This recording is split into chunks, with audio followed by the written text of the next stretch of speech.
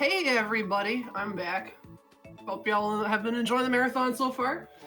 This is Super Mario RPG Any Percent. If you know anything about me as a speedrunner, you're probably shocked that I'm actually running this category today. Um, yeah, can someone count me down? I'm actually, you know what? I'm gonna do different timing today. I'm gonna do file start to smithy kill because 3 hours for English run is just not happening with standard timing. I can count you in. Yes, please. All right. 3, 2, 1, go. And we are live. So, SMRPG, really fun game, my favorite game of all time. I've been running this for about 4 years, I want to say. Started learning it in the beginning of 2016. This is the 90% run, so we're just going to get to the end of the game as fast as possible. And it is 3 hours long, so there is the use of some minor glitches, but for the most part, we're going to be seeing almost the entire game. First thing I'm going to do is I'm going to attempt to manipulate the turn order of the terrapins in the first battle so that they actually don't attack me. But if I miss it, it doesn't matter. It's like a 10-second time loss or something like that.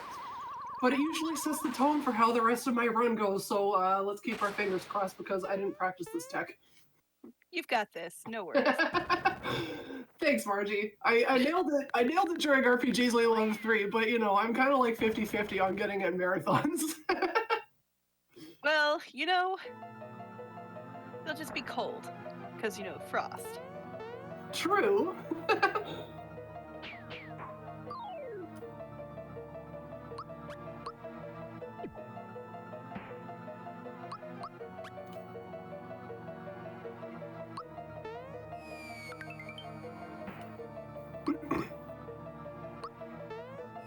All right, I got it. This is a good speed run. Yay! No matter We're in what there, else folks. happens in this run, this is now officially a good speed run. We're gonna hold you to that later in the run, Pidge. Oh gosh, oh pressure's on now. All right, so I guess briefly what I'll mention here is that I'm about to fight Bowser and rescue Peach. GG's everyone, we beat the game in the first 2 minutes.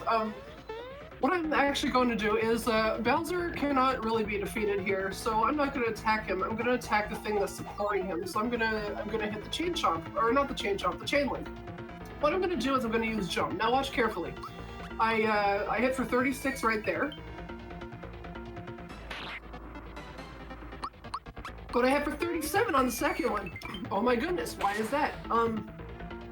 Fun fact about this game that I think I should introduce early is that there is actually no RNG on your spells, on any enemy attacks, or on your damage on your A attacks when you don't have a weapon equipped. And that means there's no damage rolls. Like, it's pretty awesome. So a lot of the fights are fairly flowcharty. They're flowcharted very well. Claude did most of the running for the speedrun. Shoutouts to him. But the reason that attack did 2 different damage values is because Mario's jump attack is the only attack in the game that actually gets stronger with every use that it gets. And that persists over the course of the entire game. So my jump counter is at 5 right now, and it's going to keep getting stronger because Mario's jump attack is actually pretty strong. So we're going to be relying on it a lot during the early parts of the game because it's better than his regular attack. In most cases. We start to see damage rolls once we start equipping actual weapons to our A attacks. So we have 3 different controls in battle. We have A attacks, which are just like physical punches, slap with a frying pan, things like that. We have Y attacks, which are magic.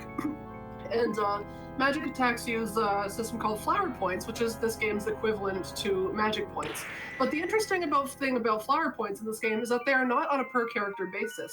So once I get a second party member, you'll notice that when my second party member uses a spell, Mario's flower points go down. That's because flower points are shared as a repository through the whole team. So you have to budget that very carefully. That's like kind of a basic intro about how this game works from a battle system perspective.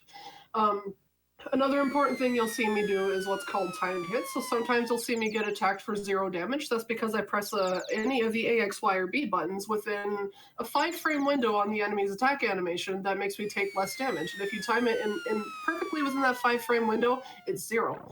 Conversely, if you attack someone and you hit the button within a 7-frame window on your own animation, which varies by attack, you do double damage. Or if you slightly miss it, you do 1.5 times damage. That was probably a lot to absorb, but you'll see it in action shortly. I have a question. What's the question? So we saw the sword go into the castle. Yep. If we pull the sword from the castle, does that mean we get to rule? Yes. Yes, it does. Excuse me, I have a sword to go pull. Not if I get there first. I'll race ya. Speed run, get the sword out of the castle. So as for actual plot of the game, you raise a very good point about the fact that there is a giant sword in this castle. We don't know why that happened either. But as far as Mario understands, Peach is still inside this castle because he was trying to rescue her from Bowser, and then his plans got thwarted by what he thought was a big earthquake. It was actually a big, huge sword flying into the castle and sending everybody in a different direction. So he thinks that Bowser and Peach are still in there. Spoiler alert, they're not. And I am about to go on a very strange adventure trying to find Princess Peach that ends up being something much grander. Mario on a strange adventure? What? Oh goodness. This is a good time for donations if we have one or two. I'm about to do some tutorial skip stuff. Oh yeah, do we ever? So we have $25 from Neophage saying, a great event for a great cause. Save the frames. We're gonna try. We have $10 from some person named Margaret Ann. How long does it take to get to the center of a Mario RPG boss? Just ask Pidge. The answer might just surprise you. So excited for this run. You've got this, friendo. That is definitely right, she does. Thank you, Margie. You're welcome. We also have $25 from Anonymous. Thank you so much. And last, but certainly not least, $100 from Anonymous saying, great runs, great cause. Could not agree more. Thank you for the donations, everybody. And as a special shout out, thank you, Netara and Margie, for being here with me today. Really thrilled to be joined by my fellow Valks. I am super excited to be here, so thank you for asking. Yeah, you would have had to pay me not to be here. I don't really need that coin, but I'm getting it anyway.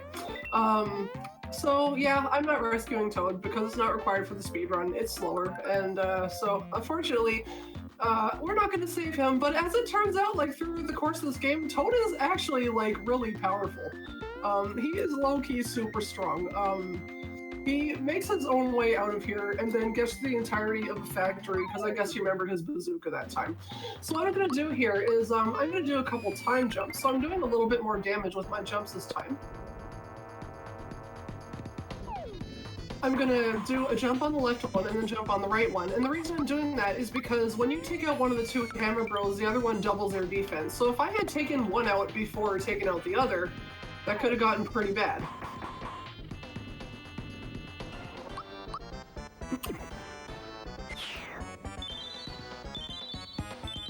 This is why you should have taken Toad with you. Yep. So they only have 50 health, and that's why I do jump for 43, jump for 45, attack, attack, and they're done. Yay. And I get a cool new weapon from it. Is it a hammer? It's a hammer. Yay, hammer.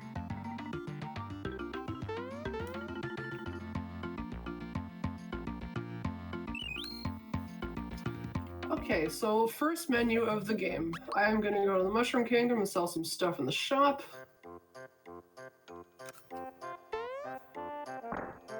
I'm talking to him from all the way over here. Shouting across the store. Just another time-honored tradition of shopping.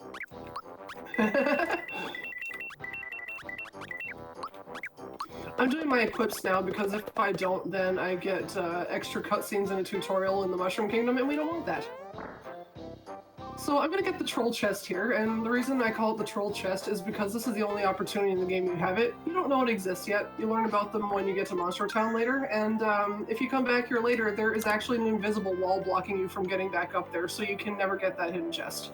And that's a little silly because you get an item in Nimbus Land called the Signal Ring, which alerts you with a sound effect anytime you enter a room with a hidden chest. So you come into that room, you just jump around everywhere and can't figure out why you can't find the hidden chest in this room. Well, it's because the developers of this game are trolls. Shifty eyes. If we have any more donations, this is a pretty good time for them. I'm in like level 1 of cutscene hell. Level 1. I can't wait to see what all like level 99 of that is. Well, let me tell you about the amazing t-shirts that we have for this event. The Yeti is donating $5 per Frost Fatale shirt sold to Malala Fund. So you can find those shirts at theyeti.com, spelled THEYETEE.com. And let me tell you, those shirts look fabulous. They have a new flowy design for these shirts, which I've never seen from the site before. And let me tell you, nothing made me press the purchase button faster than that design. They look fabulous. So not only do the shirts look great, $5 from each is going to Malala Fund. So a really excellent cause. Sounds awesome.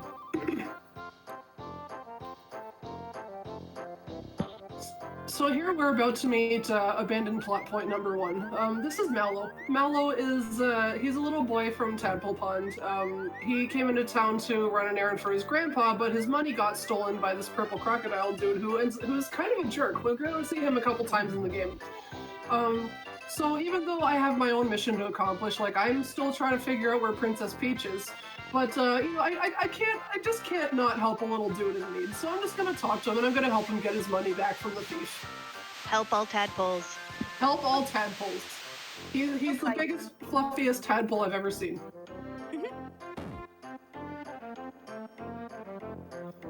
And the reason I call it abandoned plot point number 1 is because after we get his money back, we don't actually use it for anything until much later in the game. You're intended to go to the shop and turn in his frog coin for an item that you exchange in Tadpole Pond, but we never actually do that until like after Marrymore. So it's not completely abandoned. It's just, you know, put off for a little bit.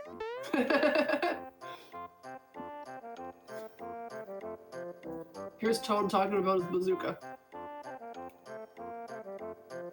Because I forgot my bazooka at home. Sheesh. It's okay, Toad. He remembers it later when he has to get through the factory. Well, that's helpful.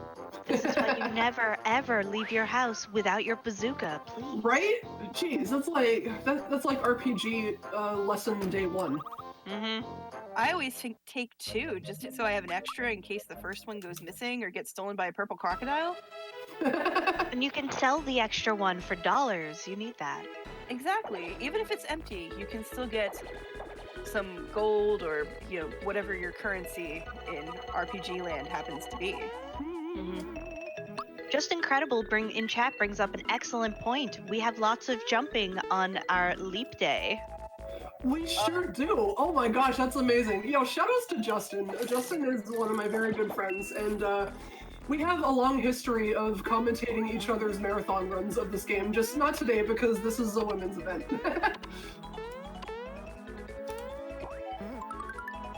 But Justin was one of my commentators when I did this first CGDQ reprisal in December.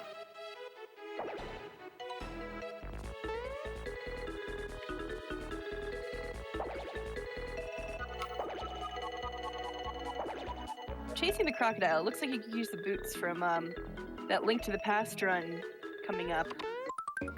Oh no, I missed dog jump. Oh well, this is not most of the stuff, so that's not a huge time loss. The second chest that I tried to get with jumping on this, using the star to jump off the K9 that I was taking over there, that's like a 4-frame window if you jump on his head, it's a 2-frame window if you jump off his body. What that does is it just like gets the second flower out of that chest. It puts you up at just the right elevation to grab the chest that you're intended to grab with the rotating platforms. That is not a required chest. If I miss it, I can just pick up another one inside the sewers and lose about 5 seconds or so. However, if I was running most of the stuff, it would be a huge time loss because I have to get that chest. So this is the Croco fight. Croco is, this is like, if you're like super hardcore about speedrunning SMRPG, probably like 90% of your runs reset here. But, I'm not gonna do that, because the reason that it resets is because Croco has 2 attacks that he can do. He has a 66% chance of doing a dash attack, which is nice and fast and blockable. but he can also throw a bomb at you, which is a slightly less chance of happening, and when he does that, you cannot block it, it does massive damage, and often you're going to have to revive somebody in your party when he does it. So we're going to hope that he doesn't use too many. So far so good, he's only been using dashes. Yes, no bombs, please.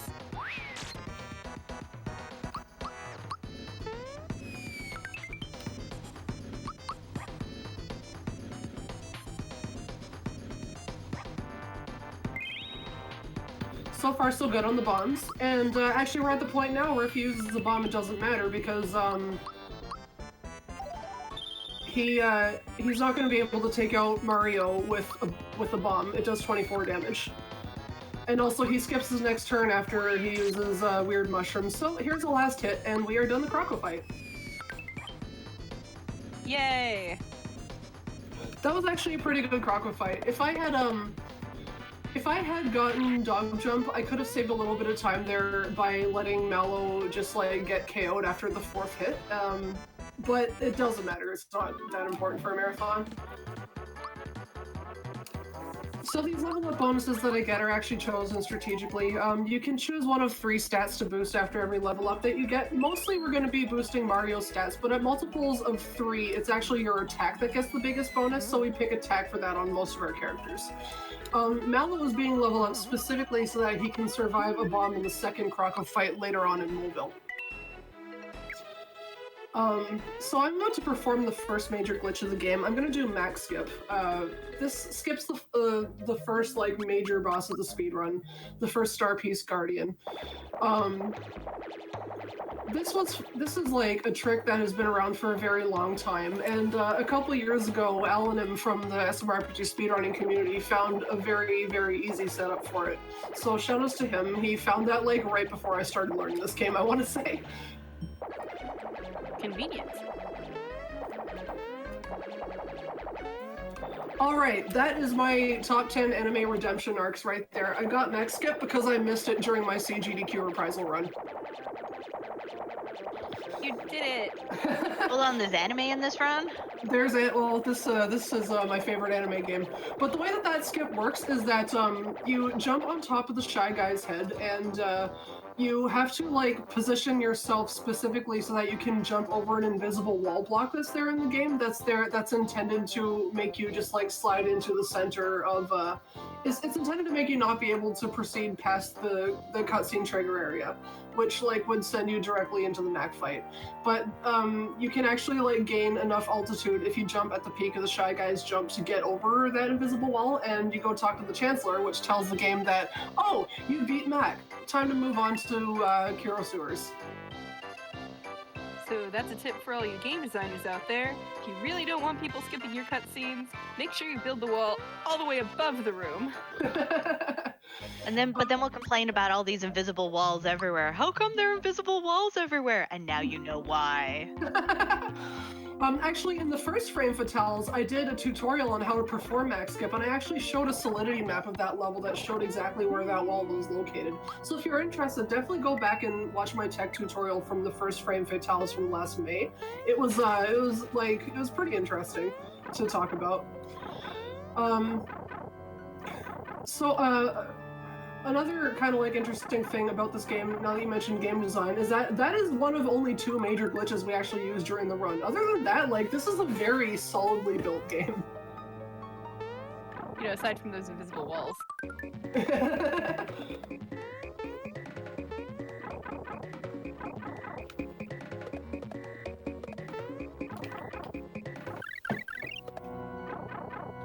Though to be fair, if they built invisible walls, speedrunners would just find a way to clip through them, so... Yes, yes they would. I don't think I really need to save here, but, you know, it's a marathon. Take all the safety saves. Every single safety save. Save the game, save the frames. So this is Balome. Everyone in chat, take your guesses on what exactly this guy is, because if you know, I'd love to know the answer. Obviously a puffer. He's a puffer. Yeah. It has the swirly disease from Sims 4. So Balloon is the boss of the Pure Sewers. He does not work for anybody in any of the bad guys in this game, really. He's just kind of doing his own thing. Balloon is really just hungry. He just wants a nice little snack. Well, and he's got a marshmallow there.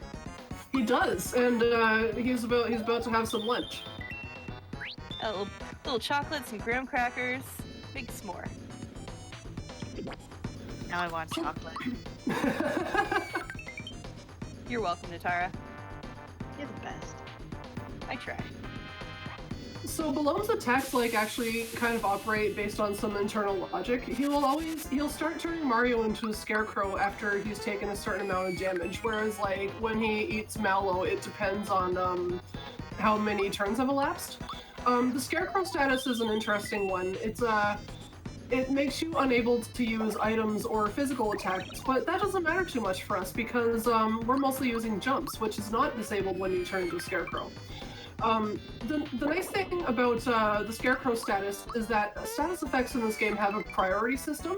So if you are a Scarecrow, you cannot be put to sleep, for example. Because sleep is a lower priority status than Scarecrow is.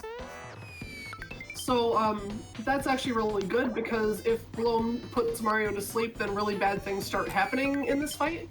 But the Scarecrow attack actually has a small chance of missing. So when it misses, that's actually bad. You're in danger of being put to sleep, which makes this fight become really messy. But that didn't happen, so we're ready to move on.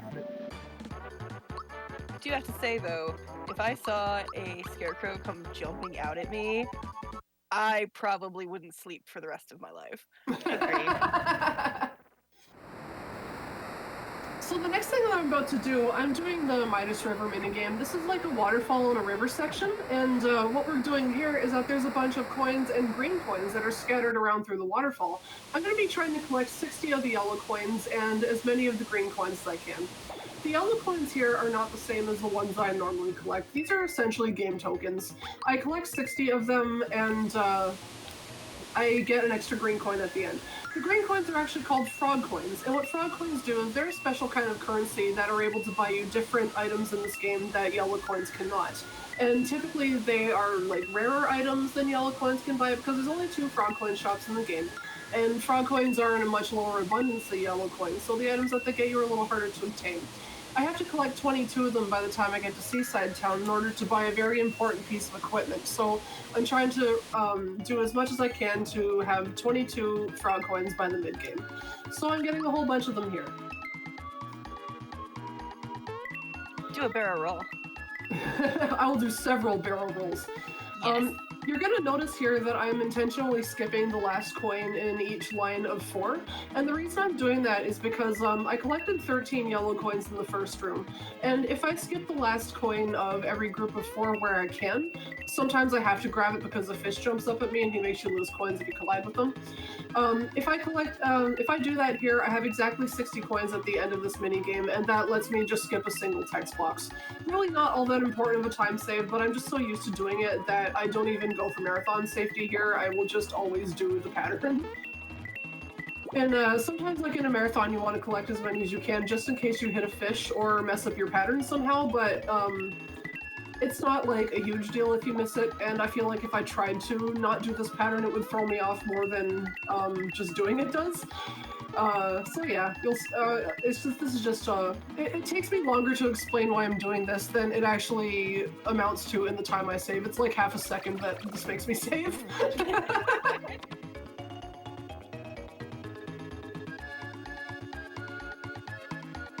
So there's my frog coin that I get for trading in exactly 60 coins. So what he doesn't explain to me is that my extra coins are left over because I don't have any extra coins. So if we have any more donations, this is a great time for them because I'm about to enter level 2 of Cutscene Hell. What I can do is remind you that if we can hit a sum total of $47,000, we will unlock a secret. But we have to unlock it by the time we hit Super Metroid in about 6 or 7 hours later today. So that is definitely going to be very exciting. But if, like me, you have no idea what the secret is, I want to find out. So that's less than $2,000. And there are plenty of donations that you can toss that towards. We have a few different bid wars coming up. We have our Legend of Zelda Link to the Past randomizer. It's a multi world co op. You're definitely not going to want to miss that. They're super fun. But we have two different donation bid wars open for that. We can donate for the file name choice. That is a 12-character limit, and currently in the lead for that is my dude with $100. And we can bid for the sprite choice. So the top two will be selected for the sprite choice. So the two that are in the lead currently look to be Psyduck at $220 and Emosaru at $75. So that should be really quite excellent.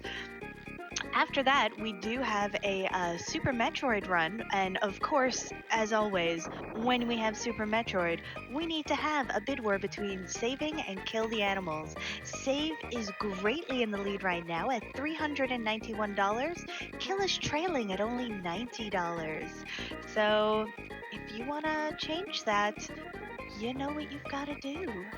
I would also like to remind you all that anyone who's been waiting for information on SGDQ 2020, those submissions will open on March 4th and be open until the 14th for both runners and volunteers. And you'll be able to submit at gamesdonequick.com.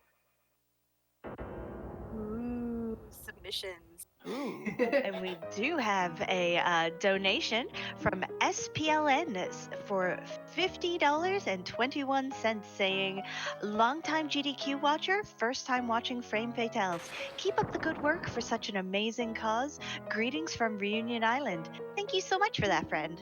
Thank you.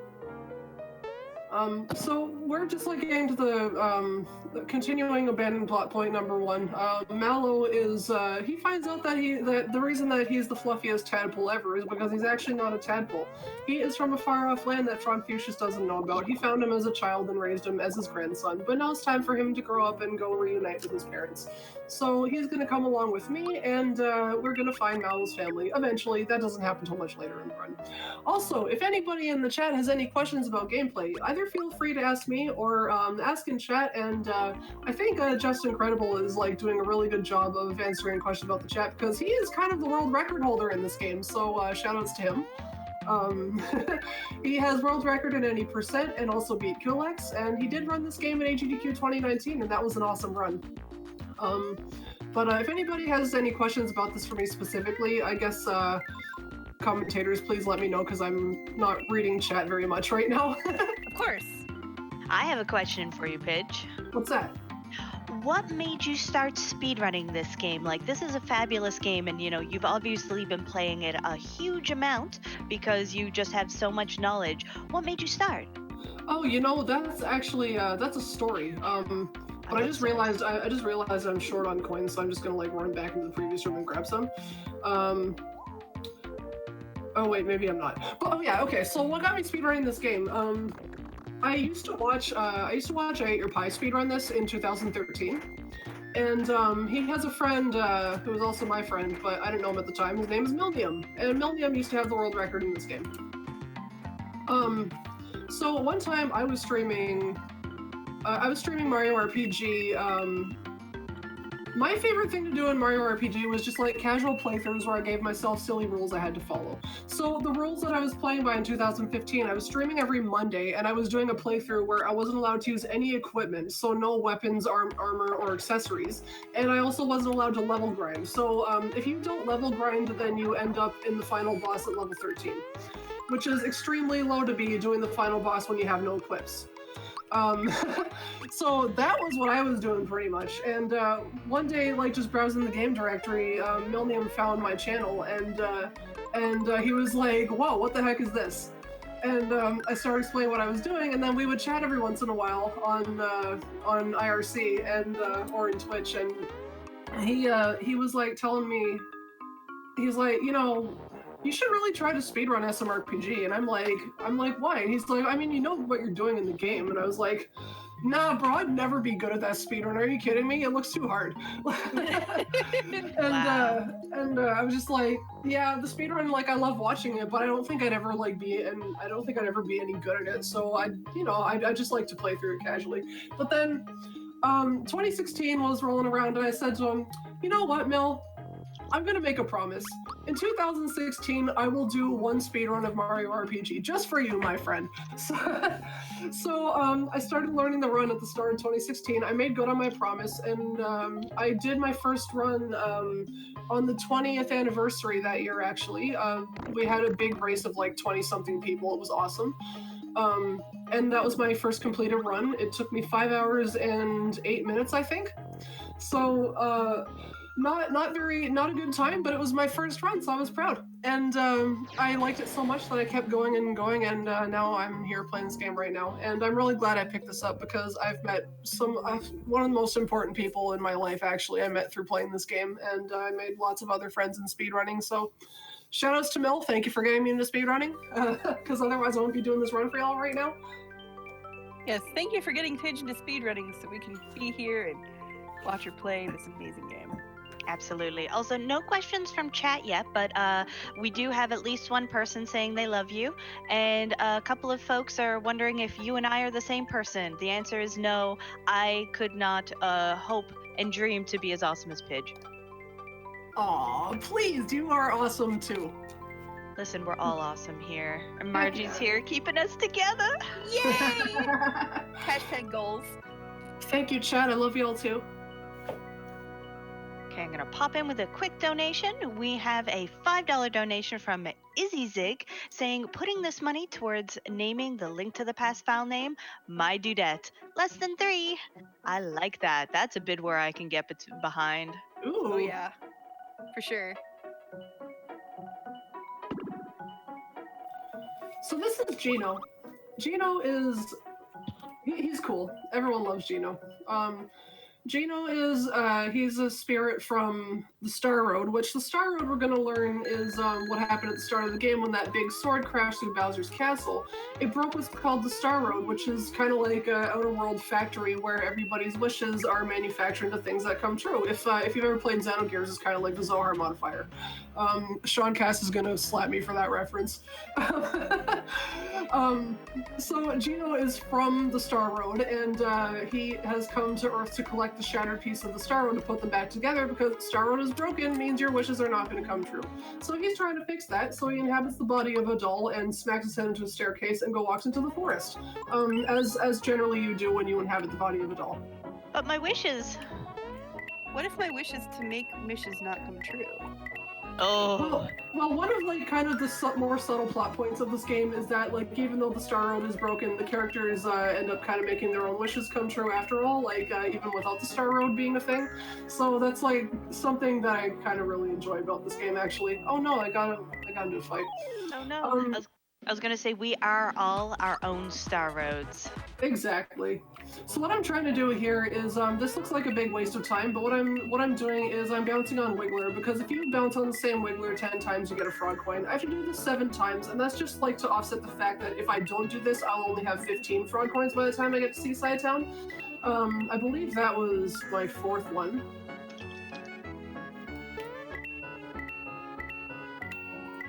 I think that's 5. In RPGs, we bully characters for money. Actually, not just RPGs, in speedrunning. The nice thing about this is that it also gives me a ton of money. I get at least 63 coins from doing this. Okay, I'm pretty sure this is 7. If it's not, no big deal. I can come back and get another one. I think what you're telling us, Pidge, is that we can't have any wishes because the Star Road is open, but we can still have lots of money. And isn't that essentially wishes? Oh yeah, I mean, totally. With gold Oh no! coins, you can make your wishes come true. I tried to do Task Wiggler and it didn't work out for me.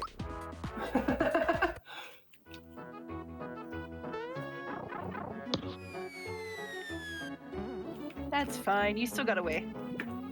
Dang it, I don't know what the heck happened to me. I used to never miss that bounce, but it's that Wiggler actually appearing in that formation was random, so it doesn't always happen. Yeah, wigglers are actually super dangerous, so really I shouldn't have gone for that, because if I wasn't able to run away in that first turn, like, I actually could have died there.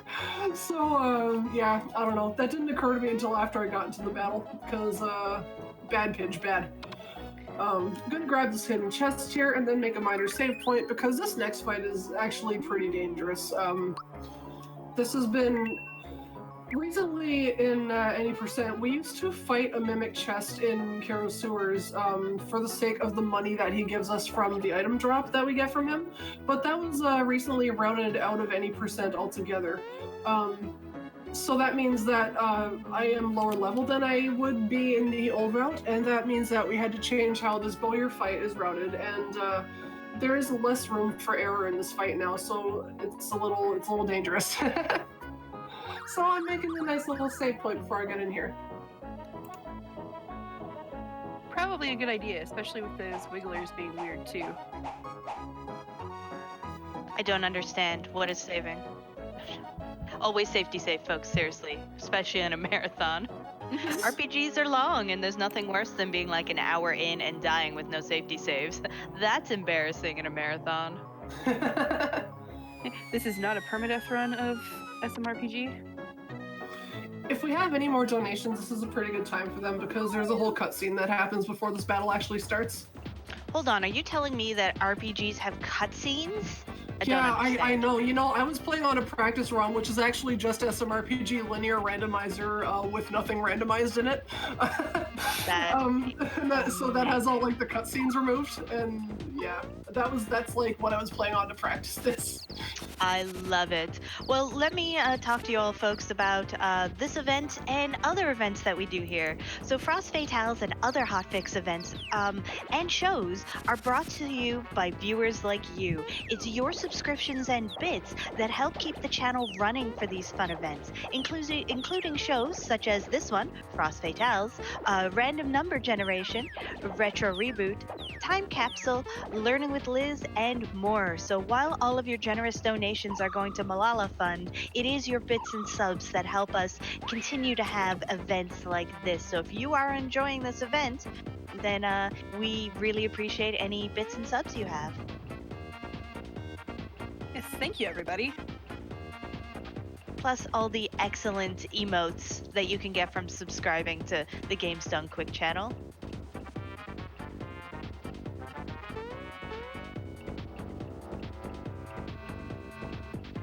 This boss is kind of terrifying.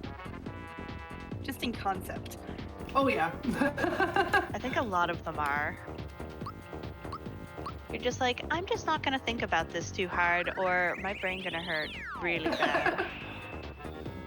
Interesting thing about this boss fight is that after this turn, he spawns 3 buttons on the ground, which are labeled Y, X, and A, and he will shoot them with an arrow, and you can't use that button for the next 2 turns.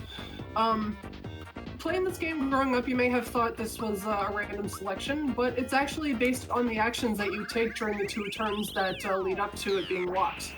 So what I'm doing is manipulating it by only using 1 Y attack every turn.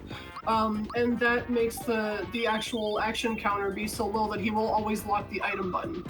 And I can just keep doing that. And the nice thing about him locking the item button is that not only do I not really need to use any items past the first 2 turns, but also he doesn't attack you when he locks X. If he locks Y or A, he will attack you at the same turn that he locks the button, but if he locks X, then he doesn't do that.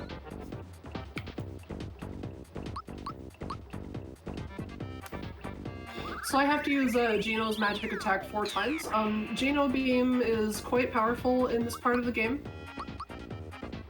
I used an Energizer on him, which gives you a 1.5 times attack boost.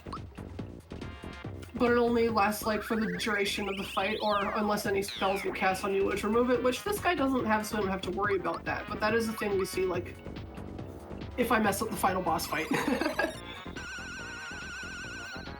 I like how the Xbox is locked because he puts an X-shaped steel beam across it. Yeah. So I'm gonna manipulate this further by defending for an entire turn. Oh no, I took damage. I hope I'm gonna be okay, actually.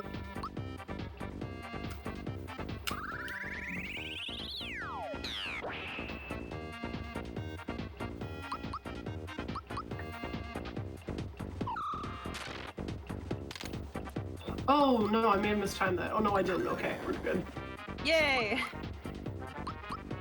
Oh, that's really bad. I'm actually okay. Let me think. What do I do in this scenario? I have an idea. Uh-oh. Yeah, I this worry is about like ideas. this is like the worst case scenario. Okay, I should be fine now. I can revive Gino and have him do his last attack.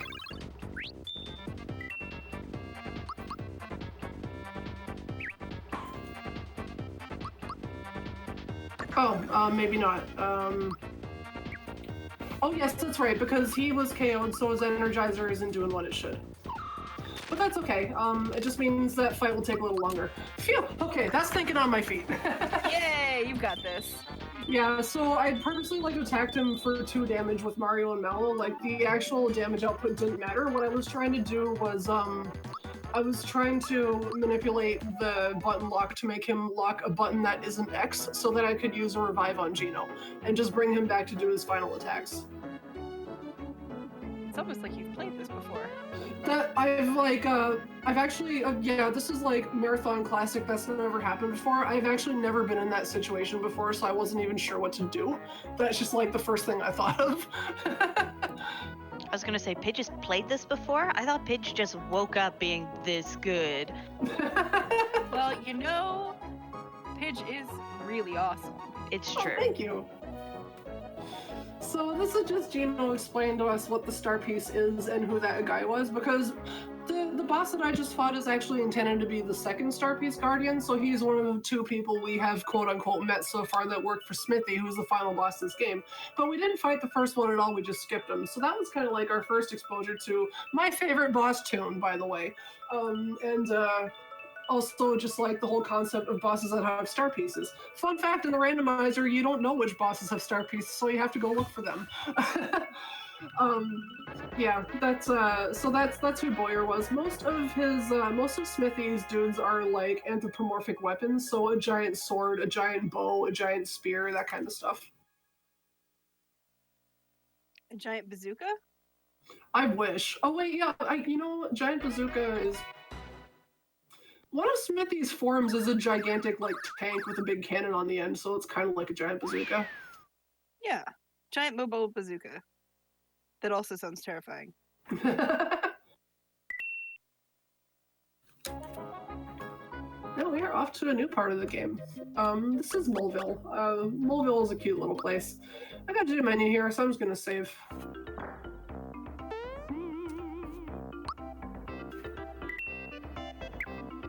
I always thought the moles were absolutely adorable.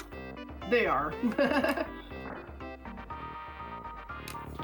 What do I buy here? I actually don't remember what I buy here. Oh, I have to sell a bunch of stuff. I have to sell a flower tab and 3 Kira colas, and I'm gonna buy 1, 2, 3, 1, 2, 3, 4, and a mid mushroom. Okay, that works.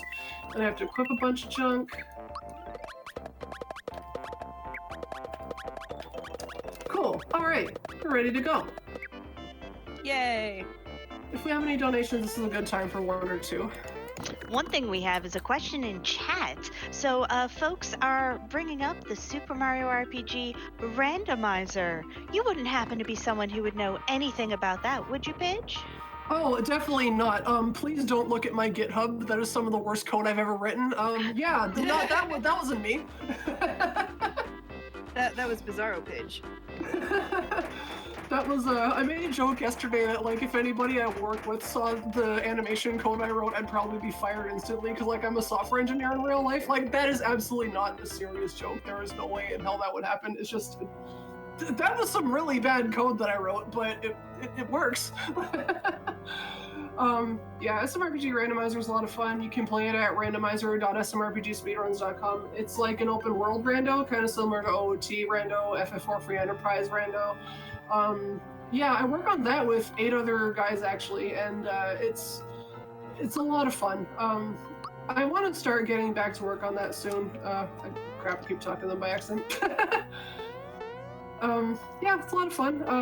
One of the recent changes that we made, which is something I specifically worked on, was if you see a character in the overworld that represents a boss, like their sprite is actually changed to resemble the boss that you are actually supposed to fight there, because boss randomization is a thing. And that is actually extremely difficult to do because the graphics engine in this game is like one of the most complicated things I've ever seen in my life. So I had to do like a lot of really strange things with the code to make the boss randomization actually work for every possible boss in every possible location. But yeah, SMRPG Randomizer, it's a fun time. So as somebody who's never played SMRPG wanted to try the randomizer, would it be fairly easy to pick up, or? It might be a little difficult, like if you're just not familiar with the game, because it is an open world randomizer, but we do have a beginner's guide that's fairly easy to follow.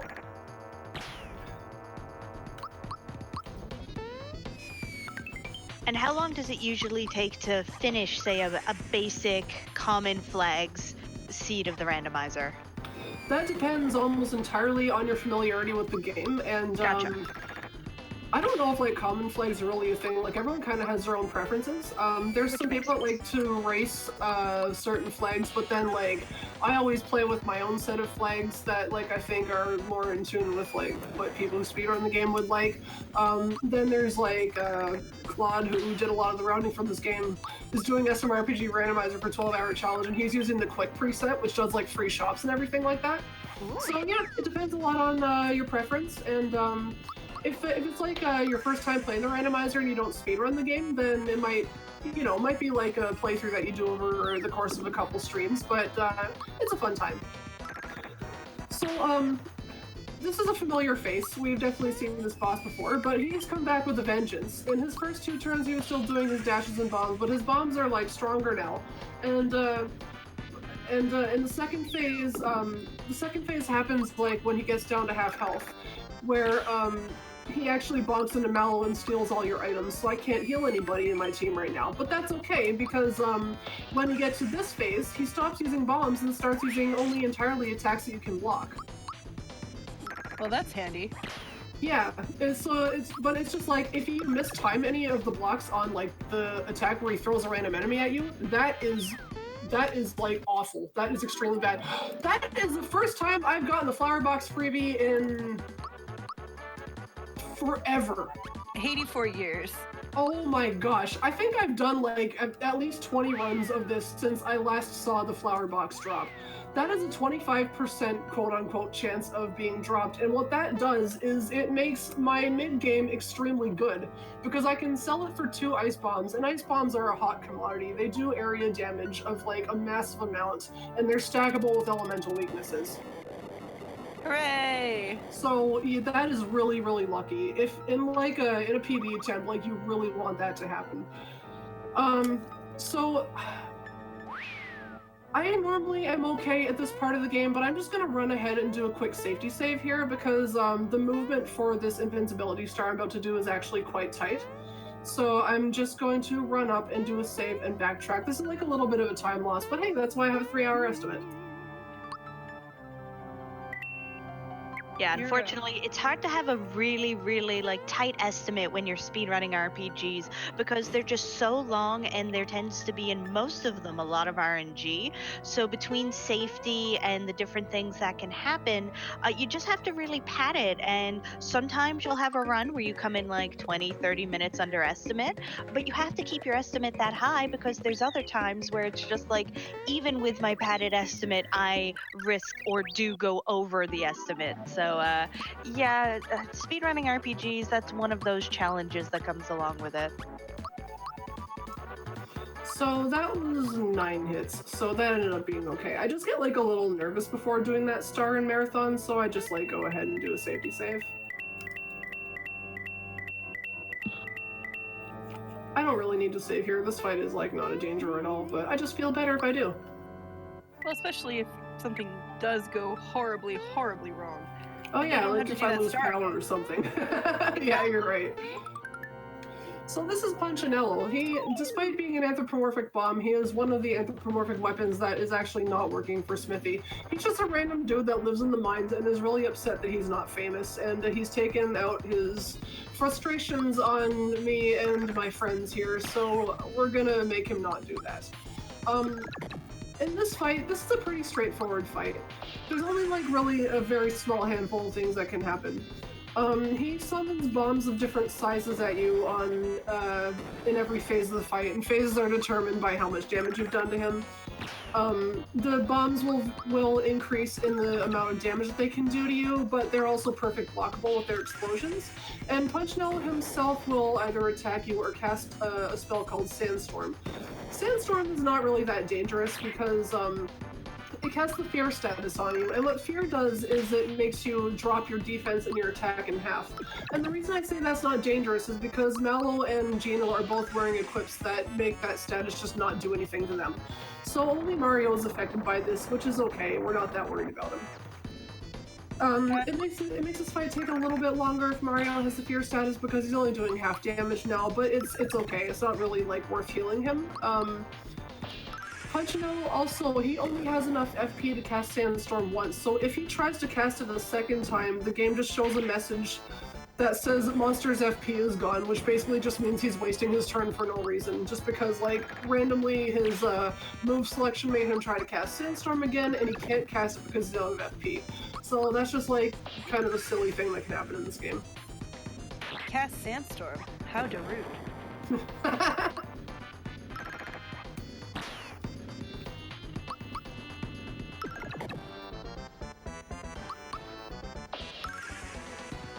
So he resummoned bombs because I didn't do enough damage with Mario to advance before the resummon, but that's okay because he's done now.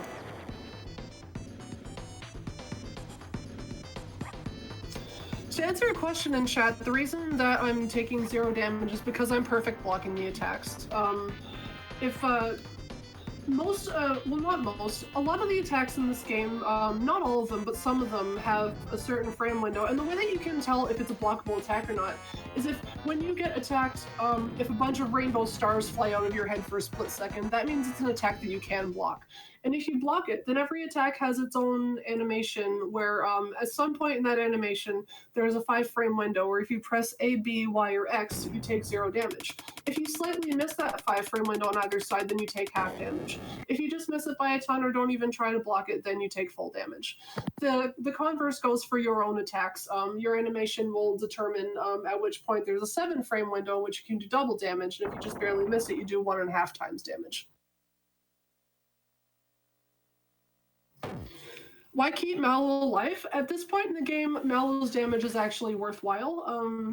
After we recruit Bowser to our party, Mallow is never really used again. But right now, because he's all we've got, we just use his attack to speed things up a little bit. Also because Mallow is the fluffiest, and yay floof. If we have any donations, this is a good time for one or two. Is it? Well then, we have $50 from Arborelia, which says, Rhea mentioned the secret donation goal, and now I'm curious. Good luck with the run pitch, and thank you so much. And that is actually a good lead-in. We do have a secret donation goal. We have a secret block, which we will only find out what it is and get to see it if we can reach bring our total up to $47,000 before Super Metroid. So that is about 5 or 6 hours from now. So we do have lots of time to make that, but we're not going to be able to do it without your help. So please help us with that. We do have multiple donation incentives coming up, which will help with that. Shortly after this run, we will have a Link to the Past randomizer multi-world co-op run, which is going to be truly excellent. But in there, we will have a bid war for what sprite the two runners will use. The top two are going to be selected. And we have a bid war for the file name choice, and there is a 12-character limit for that. So definitely get your donations in. There's a lot of options, and that is going to be a run you do not want to miss. Plus, again, they're going to help us towards getting that secret donation, and all of these donations are going towards Malala funds. And Malala Fund is working for a world where every girl can learn and lead. With more than 130 million girls out of school today, they're breaking down barriers that hold girls back from investing in local education activists, advocating to hold leaders accountable, and amplifying girls' voices. That's such a great cause. Yeah, get your donations in. And especially drop some donations if I get sub 2 on this minecart. I don't know if I will because I missed a mushroom. The mushrooms are like speed boosts, but we will see. And I'm also breaking a little too much. This might be like a 159 if I don't get any more crashes. Say, pre or post Mario Kart? This was post Mario Kart. Little known fact, I do speedrun the original Super Mario Kart. I didn't know that, and that's amazing. Also, I'm not very good at it, but I speedrun it. I was going to say that the comments in chat saying that these turns are making my back ache just watching it. Mine too. I'm definitely in club move as I pilot, so yeah, it's bad. And this is the sequence where Square got their idea for the minecart thing and the mind stuff in Corel, Final Fantasy VII. Heck yeah. That's So, my headcanon, may not be true. I just got a 158 minecart, and like every practice run I did in this game, I definitely did not get under 2 minutes, so that was pretty good. I'm happy about that.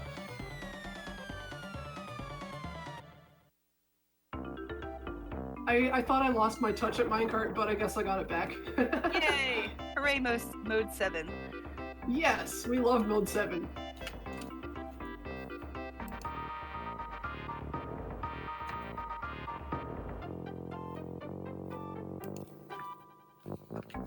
I used to have like a bot in my chat that gave out like channel points to people that guessed my minecart time really closely. Like channel points before channel points were an actual Twitch thing. They could go towards like letting me donate. I would donate to a streamer of their choice if they racked up the most points out of everyone at the end of the month. But ever since Twitch changed their IRC API, the bot hasn't worked properly, and I've just never gotten around to updating it. How closely are we talking? Like within 5 seconds or within 5 minutes? Oh, it depends. Like how close you are. So if you are off by like point 1, I want to say, then you get like a ton of points. If you're the closest. If you're like the second closest, then you get it. There's like a multiplier for like just how close you are versus like just being the closest out of everyone who guessed. Oh, okay, that's cool. Yeah, it was like a fun little exercise in math. Like my university degree is in engineering, so like that kind of stuff is like really fun to me. I like just making little silly things for my chat. I don't understand. Silly things? Please explain. Me neither. I just, you know what? I don't understand this game. It's this must be what they call a silly game. But I play mature games for mature gamers such as myself. I lost a bet, so I have to play this game. Yeah, that's definitely a true thing that I just said. Yeah, we're telling completely serious business here. They're only serious gaming time. Yeah. So plot twist, Peach and Bowser are not actually in Bowser's castle despite what we thought at the start of the game. The giant sword had such a powerful shockwave sent through the castle that they were both knocked all the way over here by the explosion. Well, Bowser we've seen a couple times already. He's just kind of like wandering the world like I am. But Peach literally landed on the balcony of this building. And this is like my favorite part of the game. This is Same. Booster's tower. I love Booster. Booster is a fantastic character. The dude is just like permanently in a state of ridiculously bratty childlike innocence where this girl lands on his balcony, so in his mind that means he has to get married to her. And the reason that he wants to marry her is because somebody told him that when you get married you have a big cake. So for Booster, in his head, the way the logic works is that he wants a cake, so that means he has to get married. So now he has somebody on his balcony, so he's like, oh, I can get married to her and then I'll have a cake. So when he actually gets his cake, he just leaves her at the chapel and she just comes with us because Booster got his cake and that's what he's concerned about. I would be sad to live in a world where you could only have cake if you got married. Me too. This is my favorite song in the game. This is just like such a banger. And Same. Hard same. Oh yeah. The platforming in this area is like really cool. I'm gonna try to do it properly. Even though I already did a platforming speedrun yesterday. Do a safety save here because if I get into any inescapable battles that does bad things to my EXP routing, and I don't want that because EXP routing in this game is actually quite tight. It's very important because we do some glitches later which are based on a very specific setup with your experience points.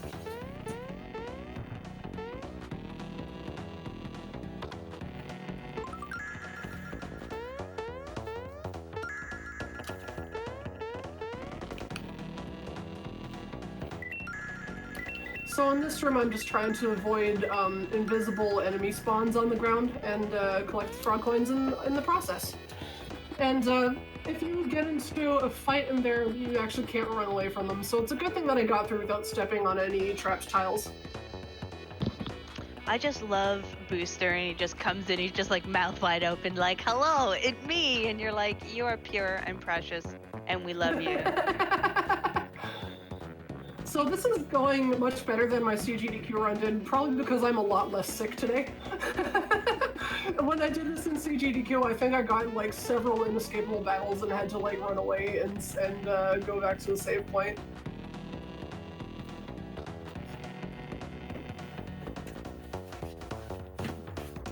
Can confirm what chat is saying. Booster is everything. Fact. Booster is definitely related to Wario. That's my headcanon and I'm sticking to it. I was about to say, like, it's kind of like little kid Wario. We saw Wario on the run I did last night. Yay! I love this part. Anti-vortex, hold down Turbo B during this cutscene.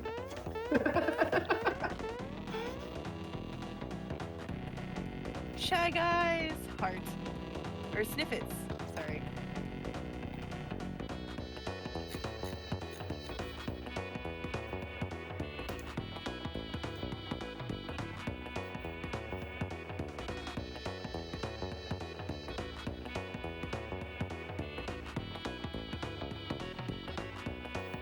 I always loved this minigame. This is such a funny cutscene. A couple minutes ago, Booster didn't know who I was, but for some reason he also has a doll of me and understands that I always show up to ruin the fun, and they have to take that into account for their wedding. I don't understand. I think that's a little bit of a plot hole, and I love pointing it out. But something that I love pointing out even more is that I'm technically standing in a hidden tile, and that's why they can't see me, even though I'm sticking my nose out right at them. This is also like, I think I'm probably one of the only people who actually does this in a marathon because this is a little dangerous. If I get caught here, the minigame resets and I have to start over again from one snippet. But I don't understand the concept of fear, so I'm doing it anyway. But it's fair anyways. Also, I was gonna say Booster doesn't recognize you because you're too big compared to the doll. Like, Mario is doll-sized. Yeah, that's a good point. It's like, oh well, you're like 5 feet tall and not like 5 inches tall. You're definitely not Mario. you're totally a cosplayer of Mario, the doll. That's kind of funny because Gaz's mom in Rosetown, when she meets Gino, says, "Oh, what a nice costume. It must be kind of hot for the person under it, though." See, there you go. There is cosplay in this universe.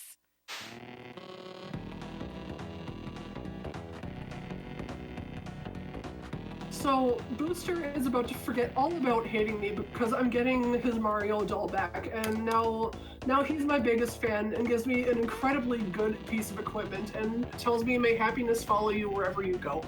I love Booster. He is like the best character ever made. But does he give you cake? I don't know if I would want to eat a piece of the cake that we're about to see. Okay, menu time. Let's swap Mallow for Bowser. Let's give Mario that amulet we just got from Booster. Fearless Pin, Fearless Pin. Okay, so I'm gonna need serious time for a few minutes here because I'm gonna be attempting an audio-based RNG manip. After I get these chests, of course. Naturally. Okay, that looked like a peek of the save box. It actually matters what frame of the save box you land on it on for this setup. Okay, let's try this manip. I practiced this a bit this morning, so hopefully it goes okay. You could do it.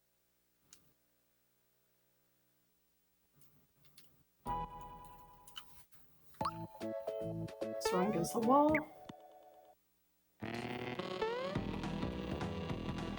Okay, song starts now.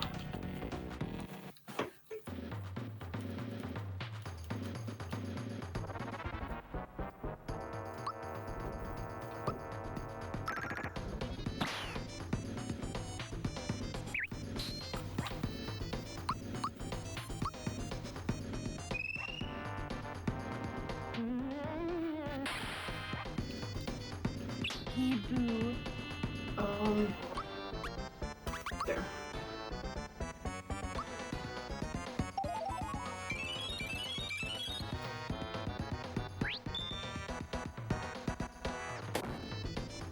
Oh, that might have been like a frame too early. Crap. Let me see.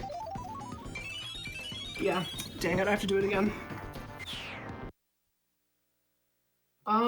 If I fail it a second time, I think I might just go for safer strats and opt not to do the second freebie. Okay, so let's try that again. That was the practice try. Yeah.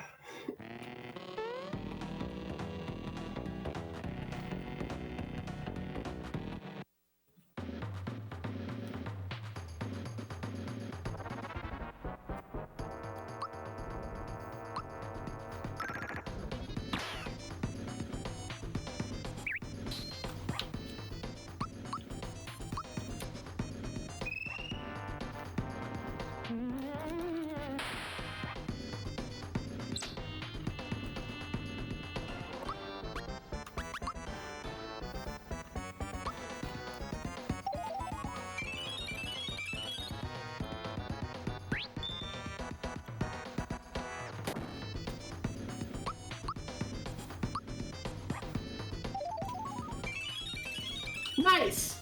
Got it. Yay! It's a run.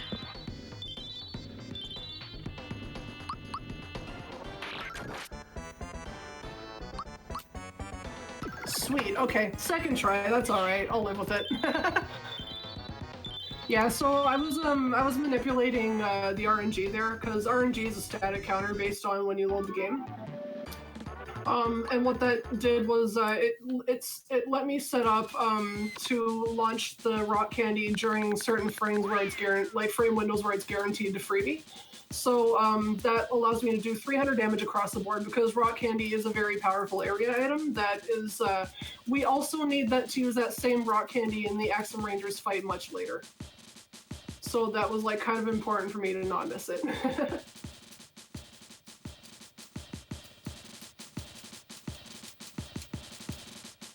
And this is Booster Hill. So what I'm doing here is I'm playing a little mini game where I'm just gonna bounce on the barrels and on the Shy Guy heads and bump into Peach as many times as I can because she drops flowers, and when she drops flowers, they actually increase my maximum flower points. They are the same as the flowers we get out of chests. She's dropping flowers from her bouquet. Yeah. I'm also hilariously bad at this minigame, so don't expect anything good to happen here. Hold on, I have a very important question from chat. What's that? Is this Final Fantasy?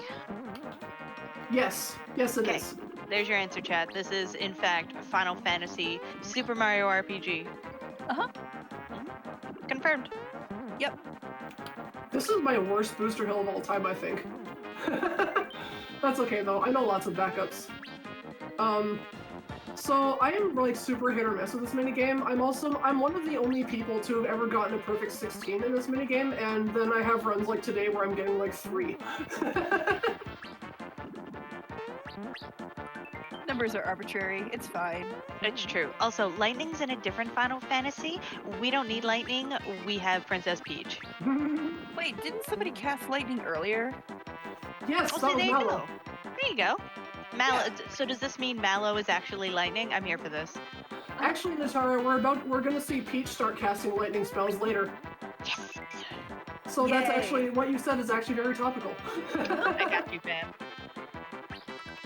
And there's a cloud in this game. A whole lot of clouds. Wow, we're getting real meta on this. I'm here for it. Well, I mean, Cloud is the first character you recruit.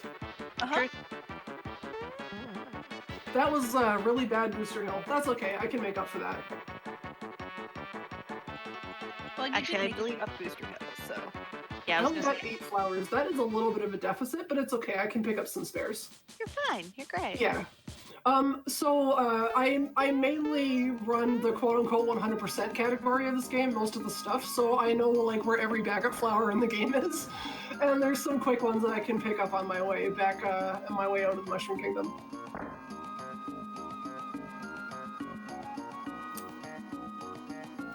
Also, this game is Chrono Trigger because there are frogs. Yeah. Also, I have to correct chat. We are not erasing frogs. We're erasing tadpoles. We're very precise here. So, like, technically I'm fine on flowers. I just like to have a big reserve in case things go horribly wrong during the countdown fight at the end of the game, which happened during my RPG Limit Break 2017 run. Where you have to do double ultra jump and then super jump, and you need like 36 flower points for that. If I don't get 36 FP, it's okay. There's like probably, I think, a 1% chance of that happening, which is why it happened in my Limit Break run, of course. Of course.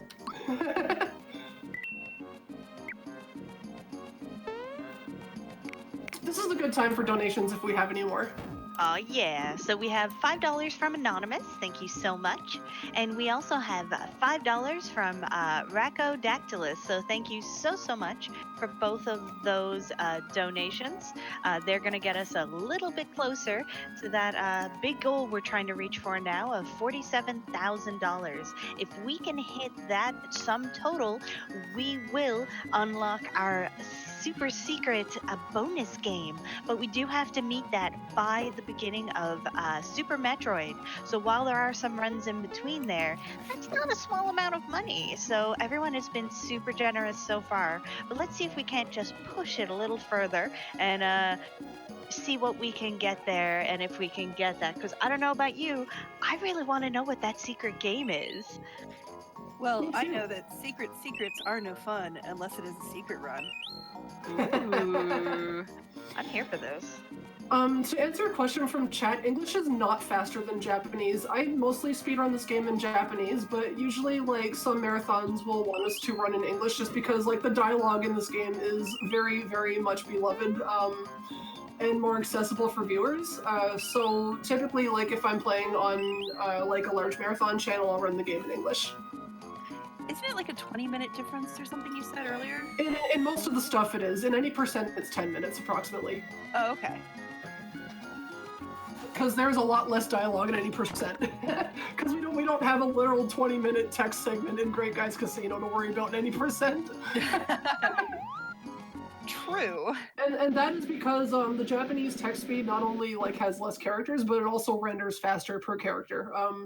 There's like, it takes like a certain amount of frames for each letter to render in English, and that number is less in Japanese. So you just rescued the princess. Does this mean the game's over? Yes, it does. GG everyone, 2 hours underestimate. Hooray! Yay! Let's all go get some cake. Oh, our prayers have been answered. We have a cake. Yay! I love cake. I'm here for that. Cake. The cake looks a little bit like A lie? Bowser's. Well, yes, but also Bowser's little hover thingy from the end of Super Mario World. Oh my gosh, it does. Why would you do this to me, Margie? Well, I mean, when you're actually in the fight, it doesn't, but the little spread in the map. No, I would argue that I actually think even in the fight it does. It like a bigger version. I mean, it has the face, right? Yeah, and just the way the order of the colors. Oh Yeah. gosh, why? So fun fact about this fight, it's awful. It's just an awful fight in the speedrun.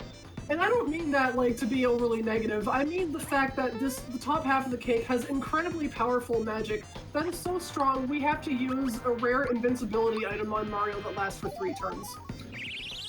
That is incredibly powerful. Also, we have a really kind of important question here or a comment from chat talking about this cake actually being pizza. And you know what? What's better than a pizza cake? Am I right? Is a cake a sandwich? Let's ask chat. What does chat think? Give us your answers. Is a cake a sandwich? I'm here for this, yes, because it has 2 kind of bready type layers and a filling. Blam. Oh, gosh. There is a cake called a Victoria sandwich where it's 2 pieces of cake and in between is a layer of jam. Yeah, listen, Margie solved it. Uh-huh.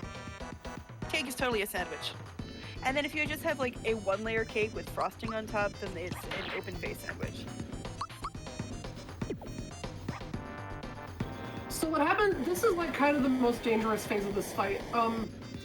The 2 halves of the cake are both alive here and they're both attacking me. And the only way to advance through this phase is to use regular untimed attacks on the top half of the cake.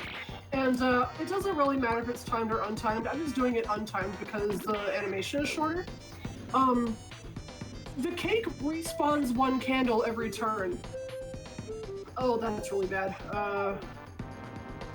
The cake respawns a candle every turn, and I can take up a maximum of 3 candles per turn. But not on that turn, because it put Geno to sleep, and Geno was first in your turn order, so I had to use Bowser's turn to wake him up. So I was only able to get 1 hit out that turn, so I essentially made no progress that turn, which is quite annoying. So you have to knock out all the candles and then attack it once while the candles are knocked out. So if you're getting really, really bad RNG on the spell rolls that it's giving you, then that fight can end up quite dangerous, especially when you get to a point where it's taking you so long to get through phase turn that Mario's red essence wears off, and then he starts being susceptible to the spells that it has. But thankfully, I just had 1 minor hiccup there where it put Geno to sleep, and I don't have to worry too much about the rest of this fight. It wouldn't be a marathon run if things didn't go horribly, terribly wrong, or absolutely perfect. There is no in between. Your run is either the best, one of the best you've ever done, or a hot mess, which you swear has never happened before, and legitimately it has not. Did I make a wish when I blew out the candles? Yes, my wish was that everybody donates to this run so we can get that secret run. Yeah, we really want that. I just want to know. That's my wish. My curiosity is, like, I really want to know what it is. But wait, if the Star Road is broken, how will your wish come true? Because the subplot of this game is that you make your own wishes come true. Or in my case, chat makes my wish come through by donating. We love you, chat. We love you, chat. Oh my gosh, now that they're listing the cake sandwich debate continues, and there's just more food, and now I'm really hungry, and I've just eaten breakfast, and keep telling me about delicious food. I'm here for this.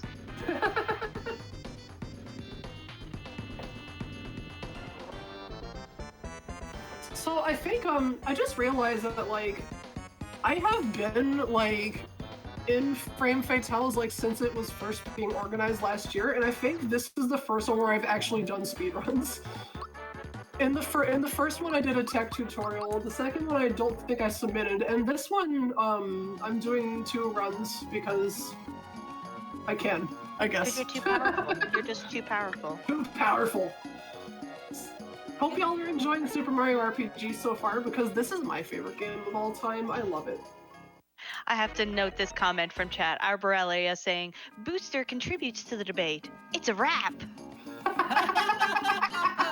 Sorry. Okay, that's actually clever. I like that. Yeah, I'm sorry. Elia just won the debate. Sorry, y'all. I'm actually kind of upset at how clever that is. Yeah, it's beautiful. I am a noted pun hater, and I liked that one. I love puns.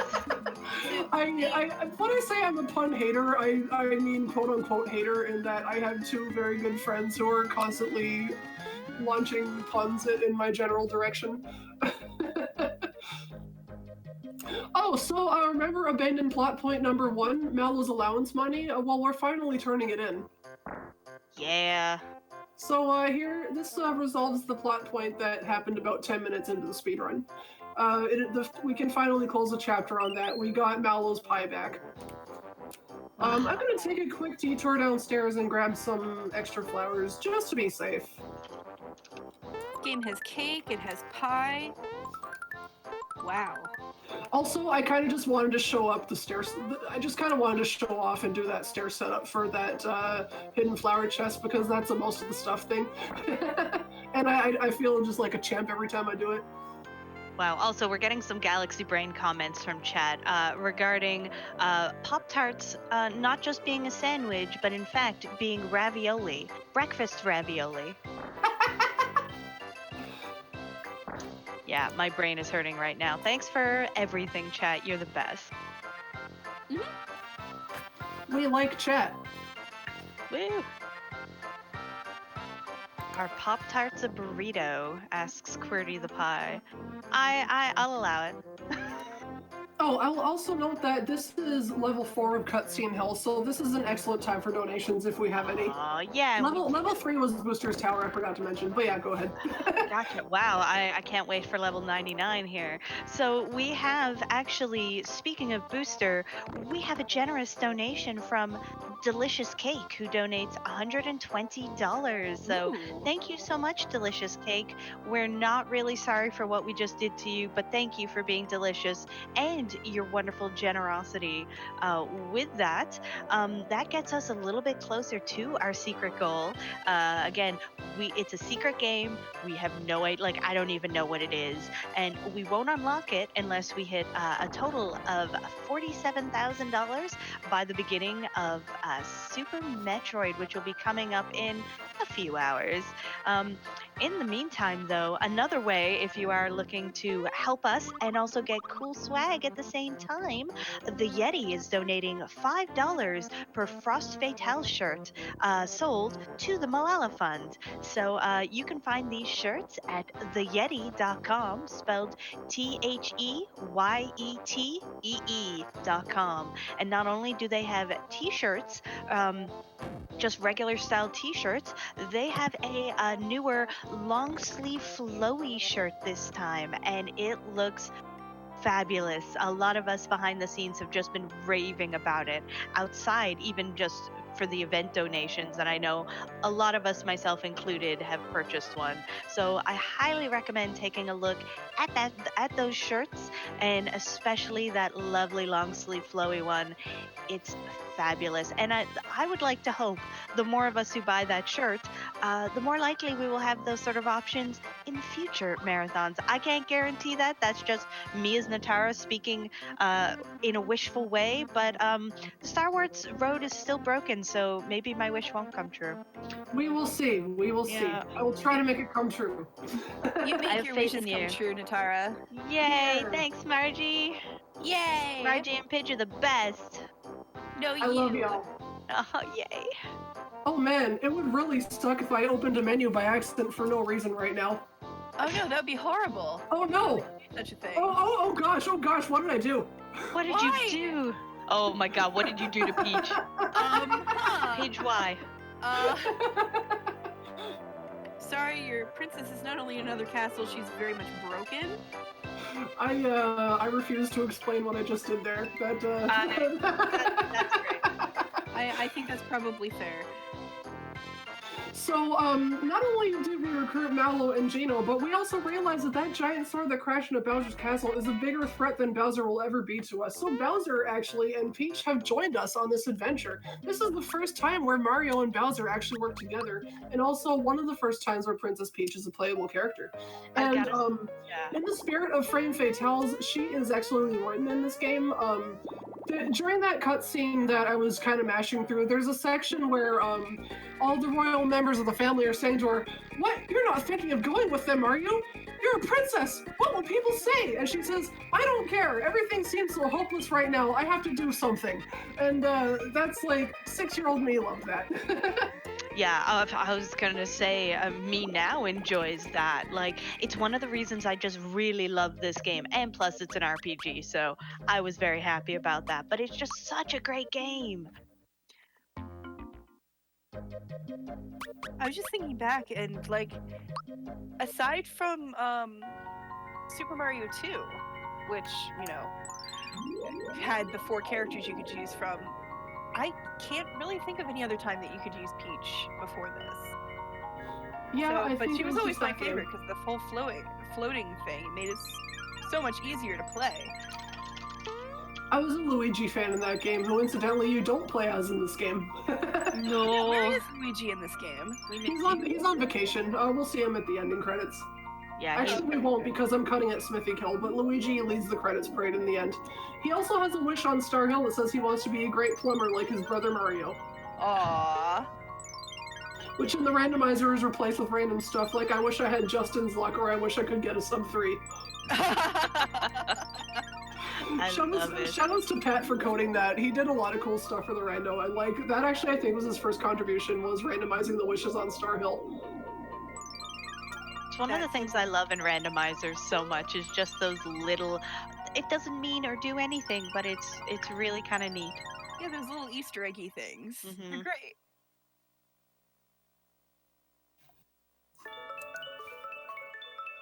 So, this is a deceptively free star piece. We don't actually have to fight a boss for this one. So that's just me thinking, oh, well, that was nice and easy. I didn't actually have to do anything for that star piece. And then the next 2 star pieces we get are an absolute ordeal to obtain, because we get them and then they're stolen from us. So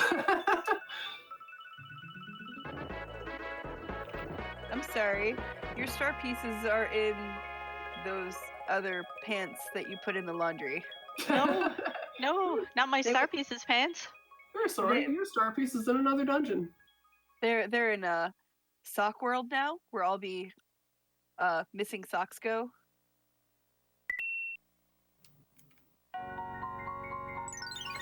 This is getting to one of my favorite parts of the run, Seaside Menu. I forgot how to do this until last night, but it's okay because I have notes. Yay!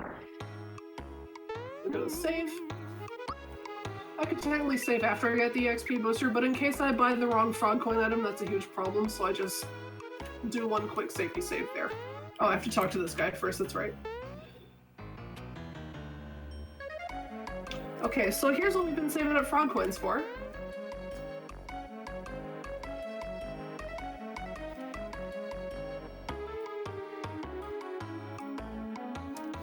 And there we go. Now I have 0 frog coins. I bought the EXP booster, which is a very, very, very important piece of equipment.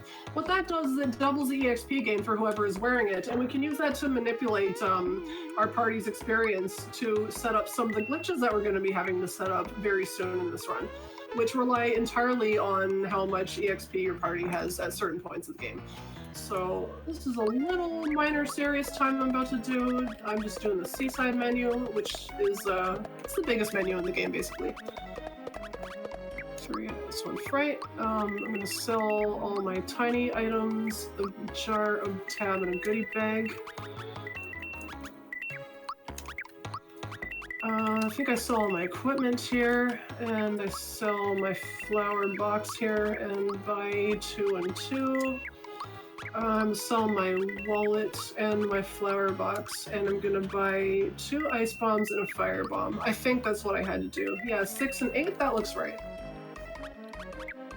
So 8 ice bombs is phenomenally good. Normally you have 6 and 6 here. We're gonna be using a lot of bombs in the mid-game, for different reasons. Ice bombs are a hot commodity, and I was able to sell that 25% flower box drop from Croco to get 2 extra ice bombs, which saves a ton of time like in the late game. So the next thing that I'm about to do is the second major glitch of the speedrun. Remember the first one I did like 15 minutes in? Well, we're about to do another one. Glitches in a square game? What?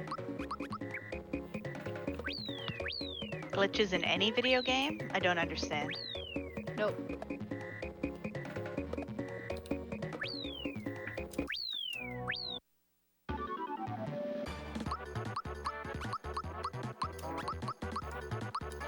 So, We're about to see Princess Peach hit level 7, but that's impossible because she was level 9 when she joined. And Mallow hits level 10 and learns Shocker. Interesting, because I'm pretty sure that Peach was the one hitting level 10 there, and yeah, we just taught Peach a Mallow skill, and I came in here for no reason because I'm still in most of the stuff mode. Yeah, that was the second major glitch of the game. We just taught a spell to a character who was not supposed to learn that spell. And the reason that we do that is because Peach is at such a high level at the time that we recruit her, that her magic stat at this point in the game is more powerful than Mallow's. So we want to use her for some boss fights later. But Peach doesn't actually learn any offense magic until like level 18. So we're teaching her some offense spells early with a glitch that can only happen if she hits the proper level during an invincibility star.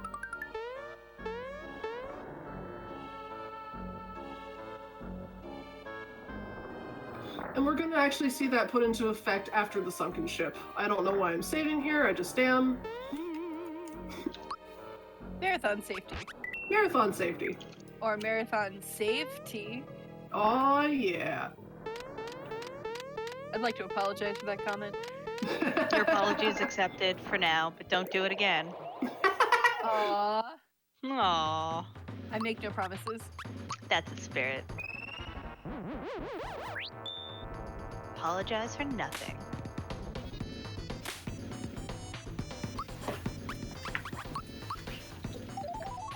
Oh wow, I was not getting any freebies in practice. I did a run yesterday where I got 0 freebies the entire speed run. And now I'm getting flower box drop and an immediate firebomb freebie. This is looking okay. That means that like I'm gonna be able to save a bunch of time in this run. Yay for time saved. Go Heck fast. yeah. Zoom zoom.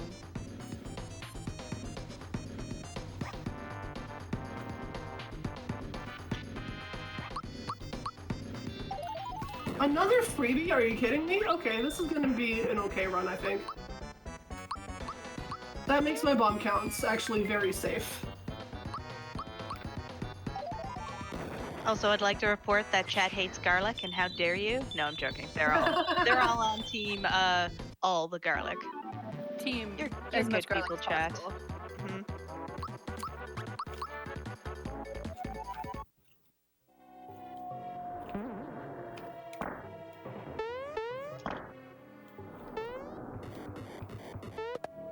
Okay. Oh right, this is not most of the stuff. I don't need those coin chests. I ran that category for RPGs We Love 3 last week, so I am just like a mess of confounding speedrun categories for this game right now. Just play all the categories at the same time, and then you won't have to worry about that. Oh, I'd need a couple extra hands to do that. I mean, Netara and I have hands. We can help. True. Excuse me. Helping. Excuse me. Speak for yourself. There are no hands here. I'm handless currently. Alright, well time for y'all to learn Super Mario RPG Beat Cool-X, which is like, in my opinion, the hardest category. Okay.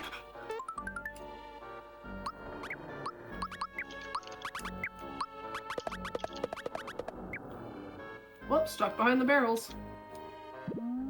If I mess these barrels up, my best friend will be very upset with me. So I don't think I messed them up, that's good.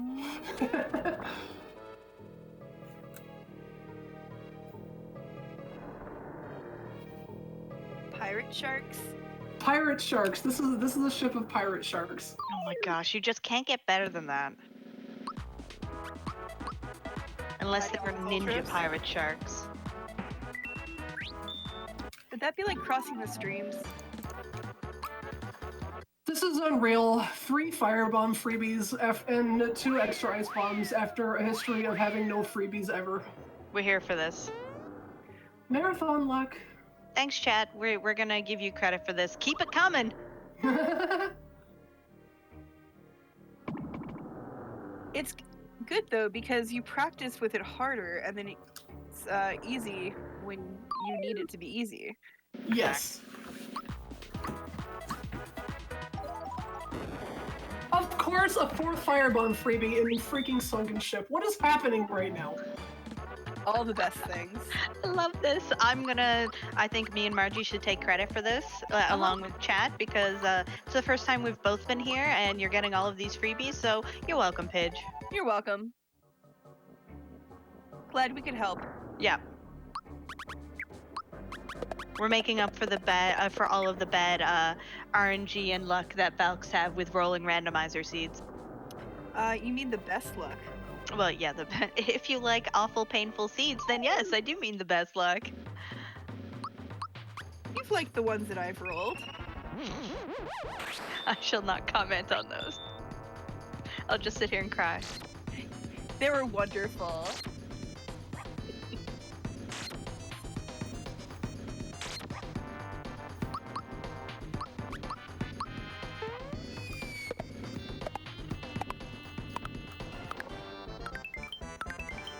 All the cute little minion sharks, and then the big scary like turtley shark.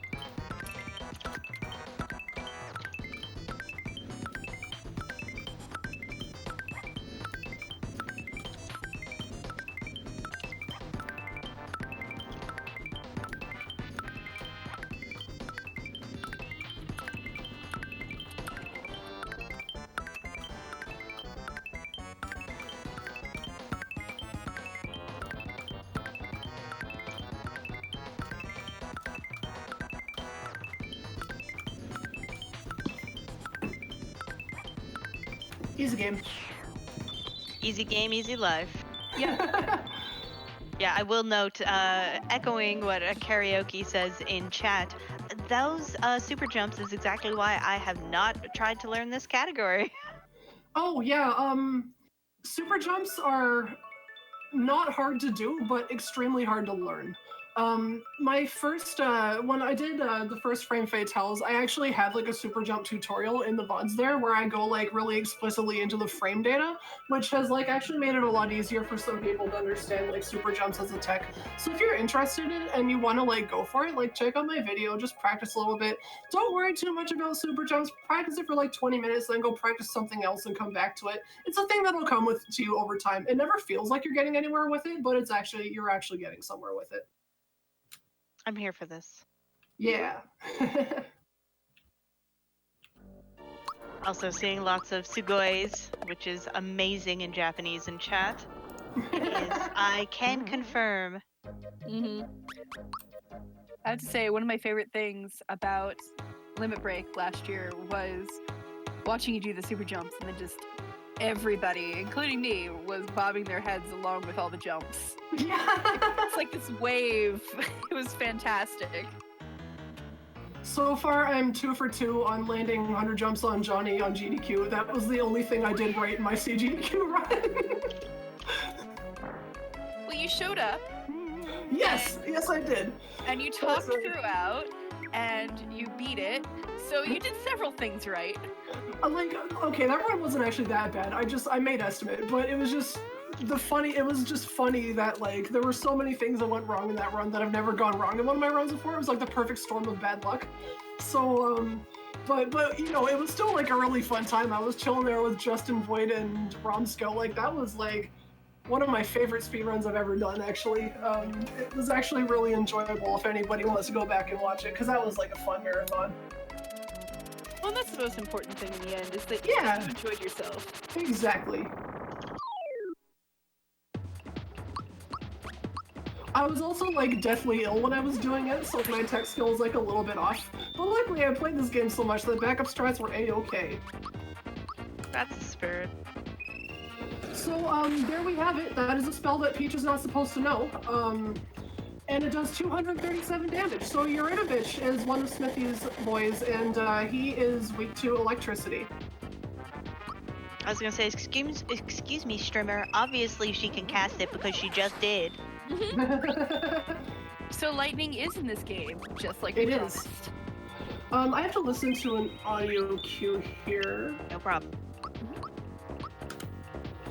The timing for that spell is actually based on an audio cue that is not very distinct, so I have to like listen very closely for it, and it's a 6-frame window, so it's very easy to miss.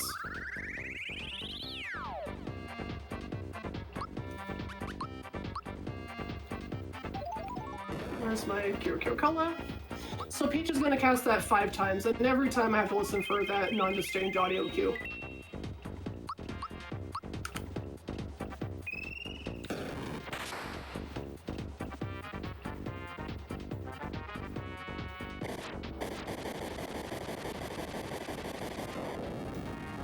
Let's use that Fright Bomb.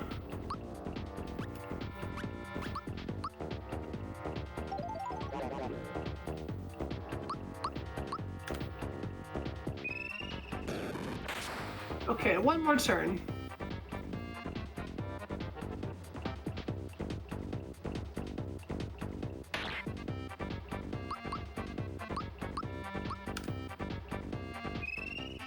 All right, we got all 5 perfects. That's if I had mistimed even one, like even a little bit, I would have had to do extra attacks on him, but I got them all in the correct audio cue, so it feels good.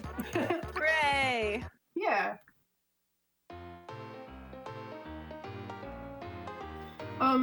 This is a good time for 1 or 2 donations if we have any. Perfect. We have $25 from Solus171 saying, "Ah yeah, always a treat to see Pidge running my favorite RPG of old. Rando run when?" Good question. I volunteer to roll that seed for you. Ooh. I've done SMRPG Rando on GDQ a couple times for hotfix.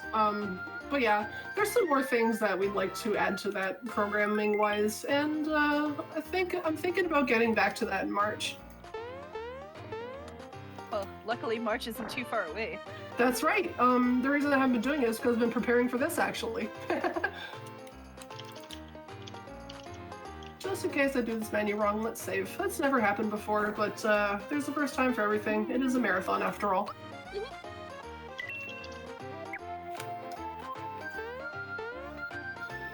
Okay, let's buy a couple weapons.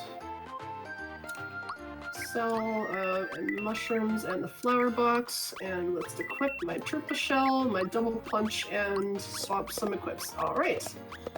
Let's go to Land's End. Land's End is also one of my favorite parts of the game. Everything here is just so goofy. There's a bunch of cannons that are like big cannons shooting geckos out of them, and they're just chilling.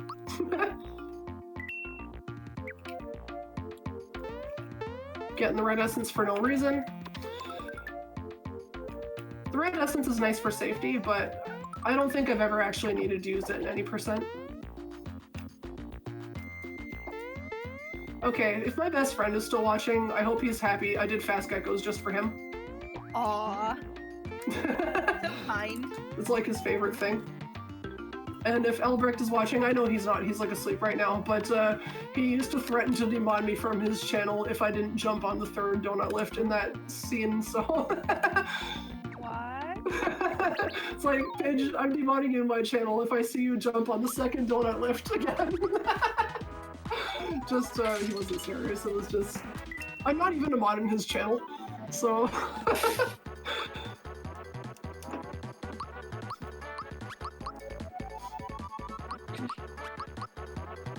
So, Whirlpool area, we have to do 4 of these armored ant battles, and they're weak to ice, and it's much faster to just throw ice bombs at them than literally anything else we can do to them. Oh, nice ice bomb freebie. Yeah, good thing you have a few of those.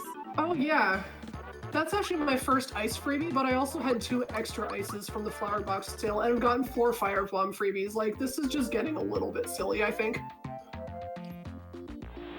I use a freebie tracker whenever I'm playing this, a freebie tracker that I built myself It has like it has a dynamic note set that updates, changes my strats that I'm going to use for the bosses depending on what freebies I get. Because like I am never in my life going to memorize what to do on Gunyoke. There's like 7 different strats for that boss depending on your bomb counts. Not with that attitude. In my most of the stuff notes, my notes actually used to say, for that boss fight, I refuse to route this. Use your bombs at your discretion.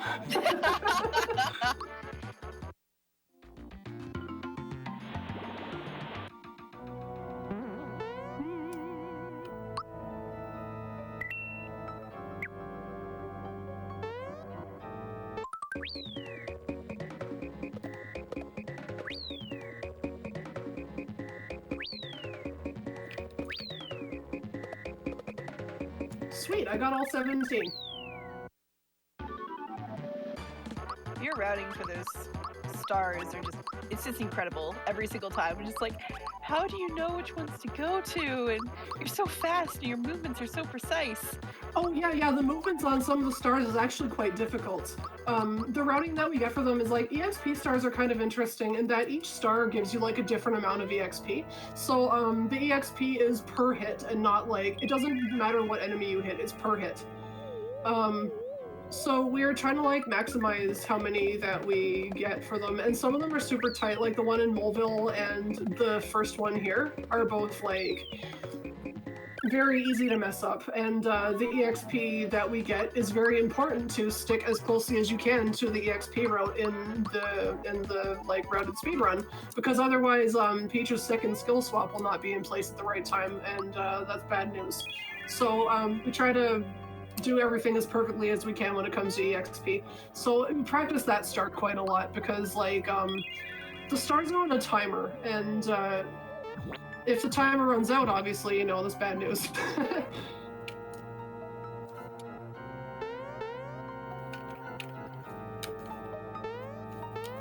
It's a really cool mechanic that you can level just by invisibility starring those, though. Yeah, I like it a lot. Nice, first try fortune. That one gives you one of 2 different fortunes, and each one leads you to a different room. One of them is progress, the other one takes you to a locked room that you can't access yet. So lucky me, got it first try. Okay, this is more super jumps. Oh, it's a friend! It's a friend, he's back! Yay, friend! Oh, I mistimed that. Okay, I'm gonna have to do a bunch of super jumps. I don't know how many. Sorry. Oh no, it's okay, that's not your fault. That's my fault. I pressed the button at the wrong time, so I'm just gonna do more super jumps than I normally would. Hooray!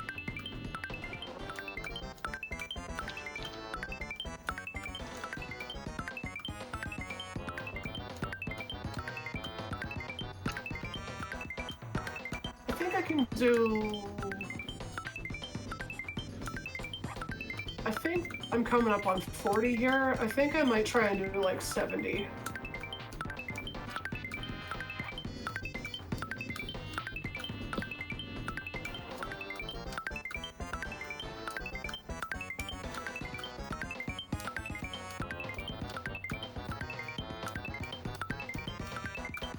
Maybe a little more. I don't know like what the super jump numbers are on this guy. Like I don't know how much damage a single jump does. I think this should be enough though. I'm just gonna drop on purpose here.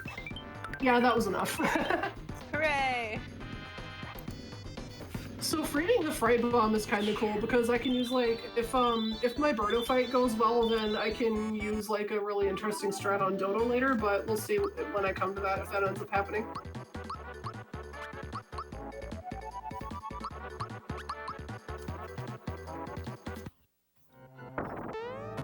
So typically what you do on Belome is you do like a perfect time Geno attack, and then you do one of 3 different super jump numbers depending on like what damage roll you got. Because, you know, I said at the start of the run that there are no damage rolls, but what I really meant was that there's no damage rolls except when you have a weapon equipped in your weapon slot.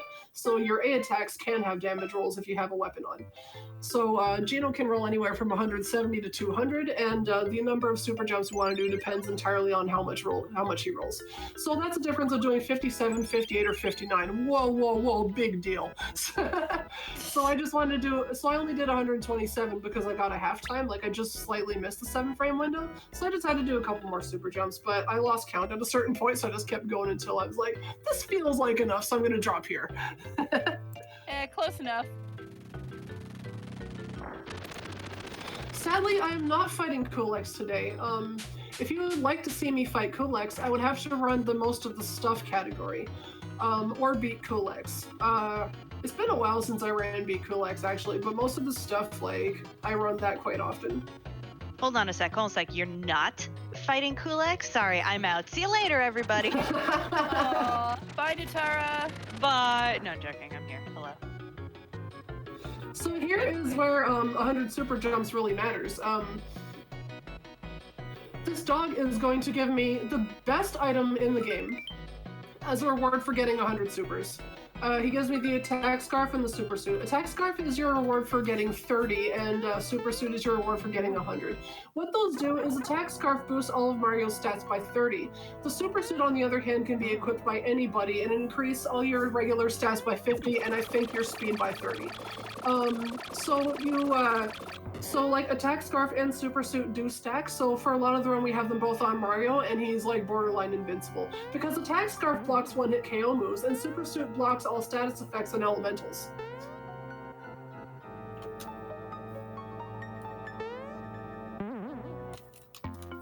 So I have a super serious question to ask here.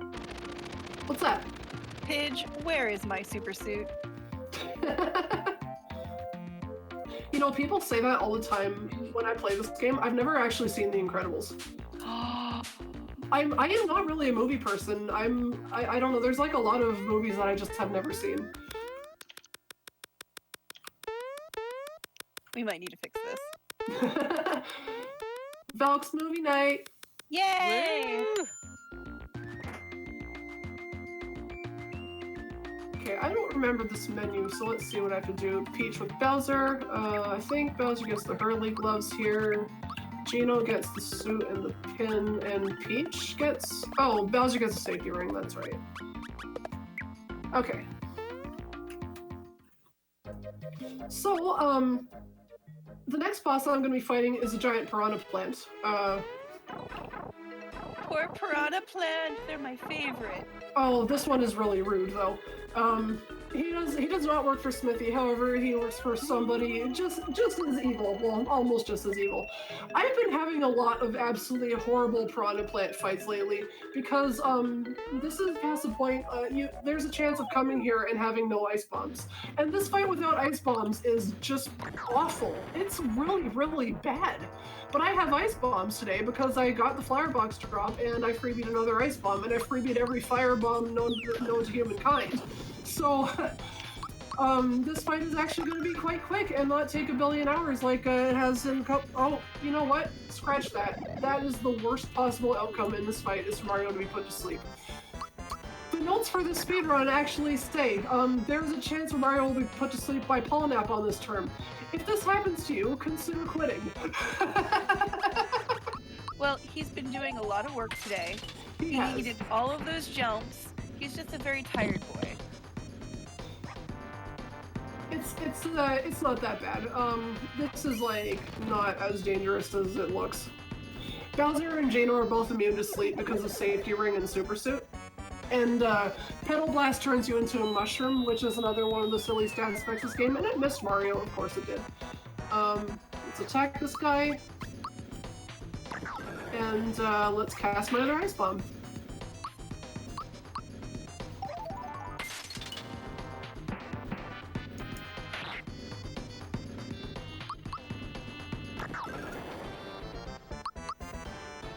Okay, that could have gone a lot worse than it did. Bye, piranha plants. We'll miss you forever. That's okay. There's a good piranha plant in Monster Town who you don't fight. He's just a chill dude, just hanging out there. And he lives next door to Kulex, and if you talk to him, he says, we have this weird neighbor. He's always talking about a crystal this and an evil that. What is a crystal anyway? Is that like some kind of shiny rock? And that's like a hint for you to get the shiny stone from Knollville to go fight Kulex. That's so awesome. Yay, shiny rocks. The dialogue in this game is just wonderful. Okay, never. This is any percent, not most of stuff. I have to go up the right side. I started going to the left side by instinct. Right side vines is much faster, but has less treasure chests. Alright, we're in Nimbusland. Abandoned plot point number 2. We're bringing Mallow back home to his family. Except Mallow has never seen anyone who looks like him before, so he comes here and he's like, okay, this is a waste of time. Can we get moving? Aww. Mallow is a silly boy. But so precious. He's so precious. So, Mallow's parents, so this is level 7 of cutscene hell, so let's kind of explain what's happening here. Mallow's parents, King and Queen Nimbus, were locked into a room, and their castle attendant, Valentina, had ulterior motives. She wanted to take over the castle for herself. So she knows that their son, Prince Mallow, is missing because his parents sent him down the waterfall to protect him because their castle's in peril right now. So she pretends that her dodo sidekick is actually the long-lost Prince Mallow and that he's asking her to marry him so she will become the queen in this big, huge farce she has going on. And the townspeople of Nimbusland are either just really oblivious or just are not paid enough to care about what's happening in the castle. So they're just like, oh, okay, yeah, all right, that's Prince Mallow. Well, congratulations, we're going to go back about our daily business. That seems legit, though, because our Mallow's a tadpole, so, you know. Yeah. For sure. Totally not a cloud at all. Valentina, I think, is an underrated character. She has some of the best one-liners in this entire game. But yeah, that's kind of the plot point here. Gonna buy a mint mushroom and a maple syrup, and do I need pick-me-ups? No, I don't. Okay. See, I'd like to buy one of those bird hats that Valentina's wearing, because that's fantastic. Oh wait, Bowser needs Troopa Pin. That's right. Yeah, he does. I think that's the right equip setup. So this is where Mallow finds out that he's the real prince. So I just explained the entire plot of Nimbusland. So this is like a good time for donations if we have any.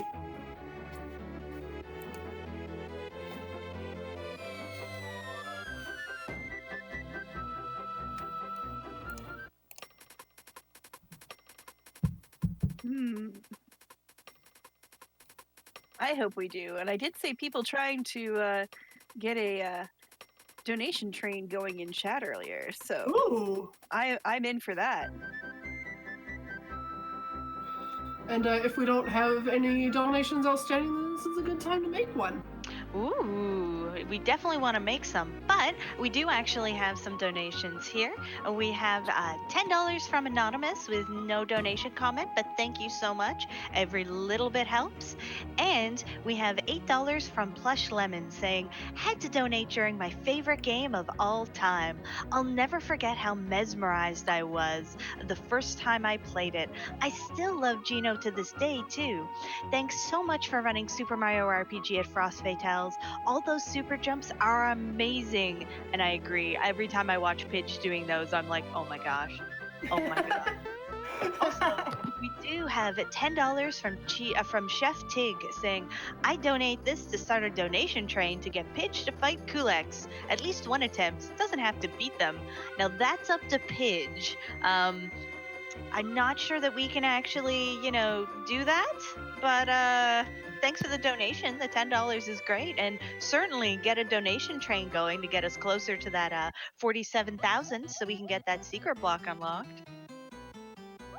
Secret block.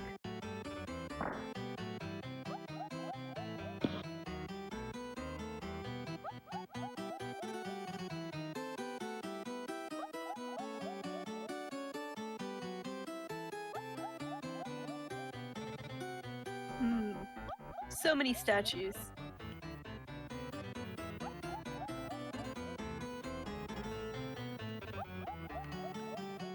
So many statues.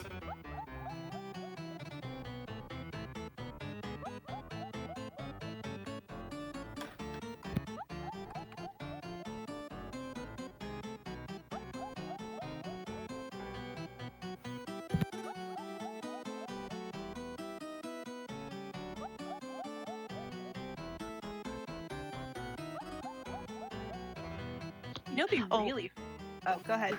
No, I was just gonna say, quick spoiler for chat. The secret block is not beat Kulex with Pidge. As much as I want to lead you on with that, I can almost 100% guarantee you that is not the secret block. We don't know what it is, but it's not beat Kulex with Pidge. I was going to say it'd be really fun if we could use Dodo as a Chocobo sprite. Oh my gosh.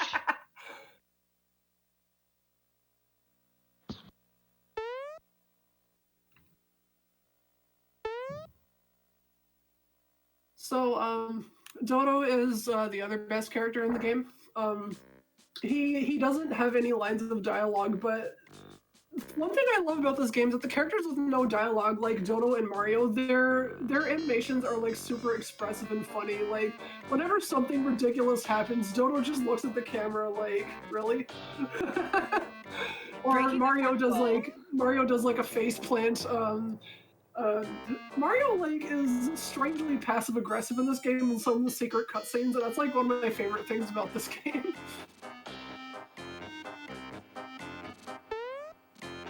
There's just one of a list of many things that are amazing about this game. I'm gonna read out a couple of more donations we got in. Ooh. Go for it. We got lots of time. Lovely. We got $10 from Math saying, wait, are you telling me Mallow isn't a tadpole? No, we are not telling you that, but the game may be trying to tell you that. I wouldn't do it. It's fine. We all know the truth. Mallow's a toadpool. A toadpool. Wow. A tadpole. Listen, we're just going to change. Princess Not only. Toadpool. Exactly. I'm here for Toadpool, actually. Me too. So That would be great. We're changing. Yeah, not only is he not a tadpole. he's a Toadpool. Exactly. We also got $50 from Airnick15 saying, love Super Mario RPG and a great charity. Thank you so much for that. And for anyone who's just joining us, to remind you of what our charity is, we are raising funds for Malala Fund, which is working for a world where every girl can learn and lead. With more than 130 million girls out of school today, they're breaking down barriers that hold girls back through investing in local education activists, advocating to hold leaders accountable, and amplifying girls' choices. So everything we're raising here does go towards those great causes, and if we can get to $75,000, we will unlock our secret block. So none of us know what it is. So it should be super exciting, and I know I definitely at least want to know what that is. And with all the amazing runs we've had so far, we can guarantee it's going to be fabulous. Heck yeah. So I'm about to do a literal #no math on this fight. I'm using a calculator to count up my punch damage in the boss. This is our good friend Burdetta. She's not really evil. She just likes to shoot eggs around, and to her this is just playtime. Burdetta. Gotta boost up Mario. The thing about her is that after a certain amount of turns, I can't remember if it's turn-based or damage-based, but she starts shooting powerful, unblockable egg attacks at you, and you don't want that to happen. So we try to take her out in as few attacks as possible.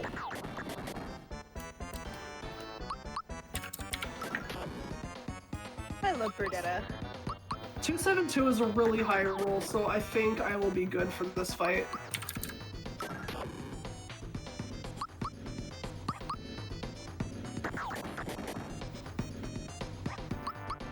Yeah, those are all ridiculously high rolls. If you get low rolls, you have to toss the bad mushroom that I bought at Seaside Town, but I can actually save that for Dodo now, which I probably won't need to because I freebied 4 fire bombs. That takes precedence. But there's like a little interesting strat you can do with a fright bomb freebie and a bad mushroom if you have them. Oh no, I missed fan skip. That's like a 2-frame trick. That's okay. How dare you miss those 2 frames? We needed those. Yeah, no big deal. We'll just save more frames in the next one.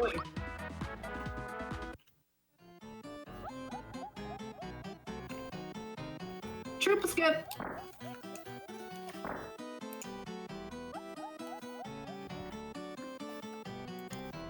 There's like, there are setups for fan skip, but I usually just opt to not go for them anymore. Yeah, there's some skips where you're like, yep, could I do this skip and save a tiny amount? Yes. Am I going to really try for it? Probably not. And if I get it, then you're like, hey, I intended that the entire time. Exactly, shifty eyes.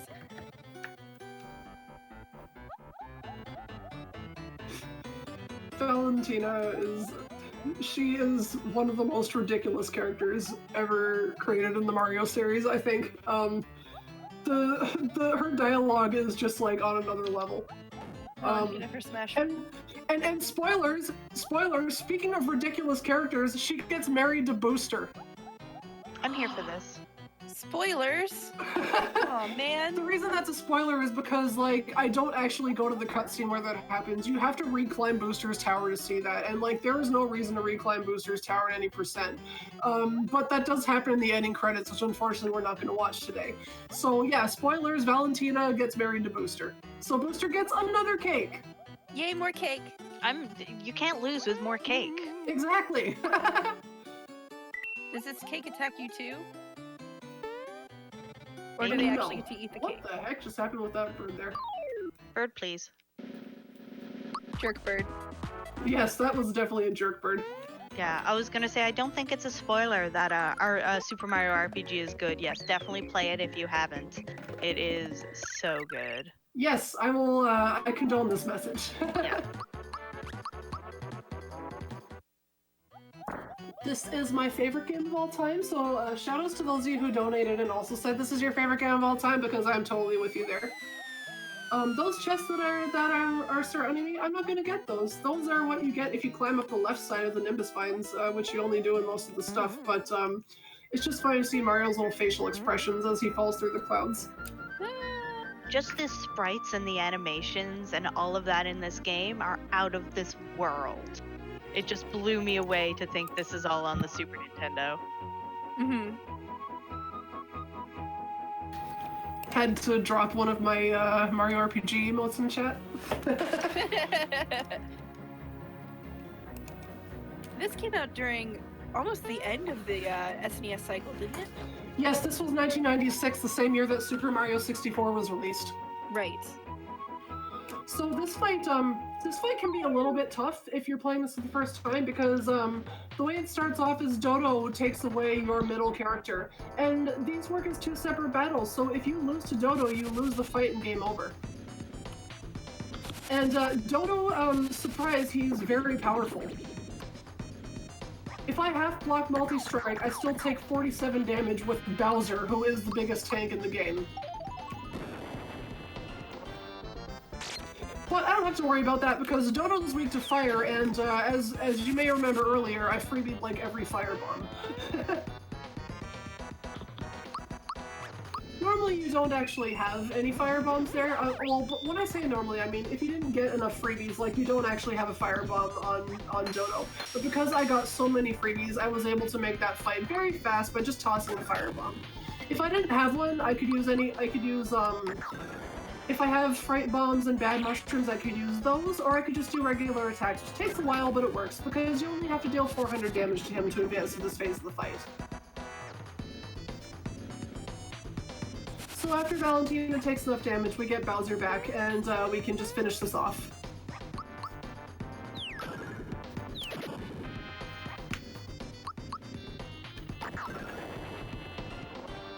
That doesn't sound too bad.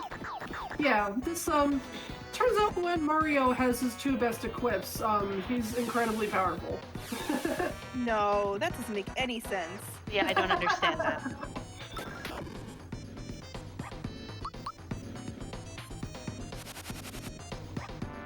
I'm getting very lucky here because Valentina, she knows the most spells out of any character in the game. She has 9 spells.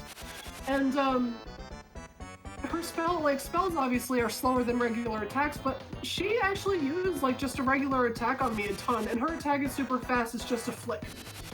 So yeah, that saved me a little bit of time in that fight by those good attack rolls from Valentina. Yay! So this is one of my favorite parts of the game. It's canon lore that whenever Mallow cries, it starts to rain. So he got the key back, Valentina left, he got the key for the room his parents are locked in, he's about to run in and go meet them for the first time. So Mario waits out here, and without a word, he just pulls out an umbrella, because he knows what's coming. Too strong. So when the cloud cries, there's a squall. This is every Final Fantasy ever. But yeah, that's like one of my favorite moments in this game. Like, that is just such a cute little touch they added to this game. I love this game so much. Like, when I played it casually, like, one of the comments I had was, it's a really easy game, like probably one of the easiest RPGs I've ever played just casually, but boy was it also probably one of the most fun, if not the most fun. Yeah. So good.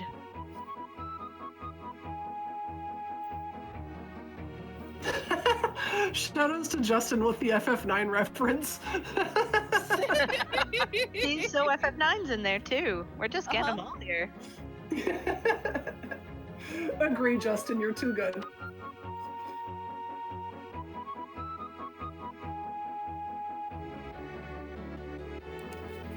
So this is a good time for donations if we have any more.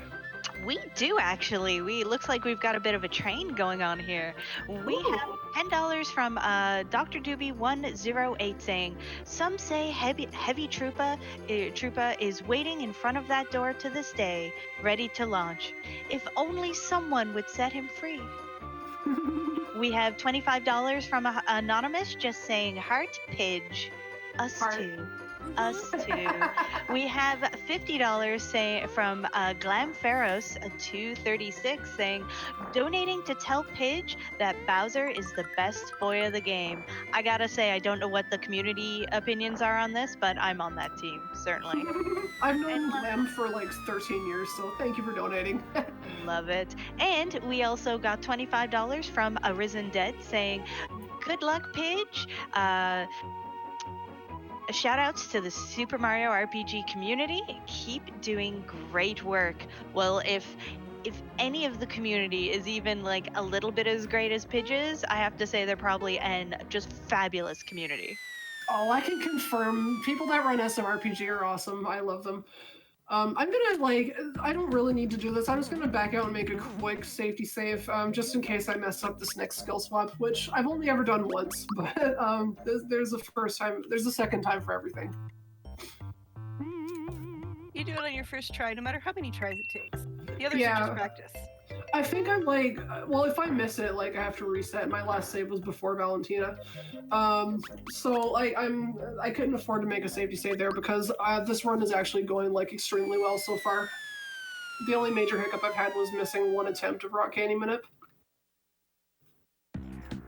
Thank you everyone for those donations. Y'all are awesome. Keep them coming. So this is Barrel Volcano. This is where our next star piece is. I'm gonna do the skill slot glitch again.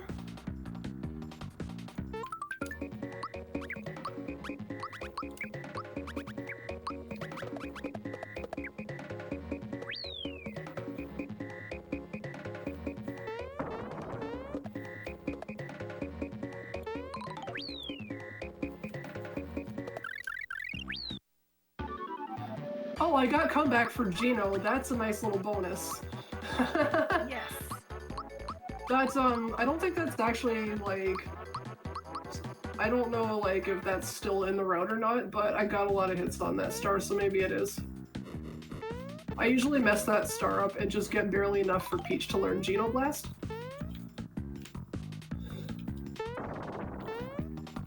Let's do a quick save here. So another quick question for you about this place. Do you lava Barrel Volcano? Yes, I love a Barrel Volcano. I love that pun. I'm glad you lava it. Yay. Okay, so I'm gonna just pop in for a quick second here, and just a note, with some of the donation incentives we have coming up for our Link to the Past Randomizer Multi-World Co-op, that file name choice bid war is actually heating up. We have 2 names in a close contention. In the lead right now with $115 is M-Wave Steak, and close buy is for $100 is My Dude. So only one of those will be selected, and there is a 12 character limit. So if you want to change which is in the lead or further cement M-Wave Stakes a lead, you know what you have to do. That's donate, right? Yes, that is definitely donate. Okay, just confirming. Yeah. Plus, if we can get to $47,000, we'll unlock our secret block, our secret game, which is actually secret. We don't know what it is either. Super secret. Yeah.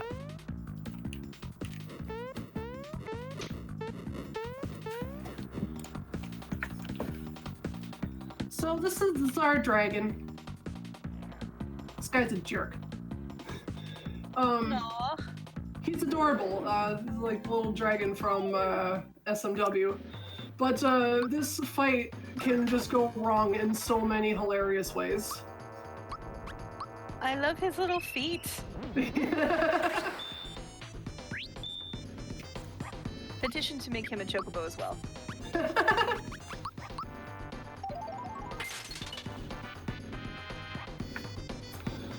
The reason that this fight kind of stinks is because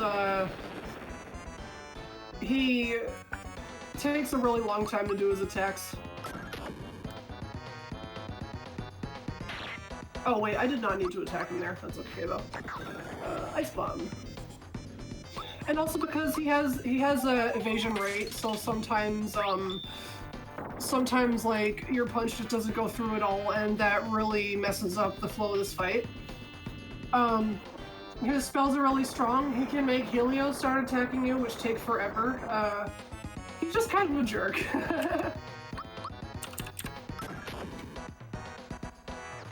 Skelly Dragon is kind of scary though.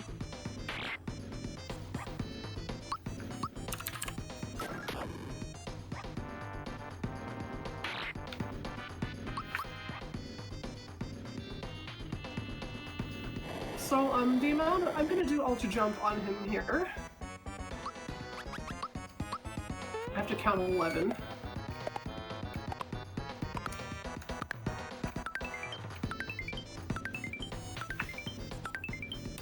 So, in case anybody's curious about Ultra Jump, it's similar to Super Jump, except it targets random enemies.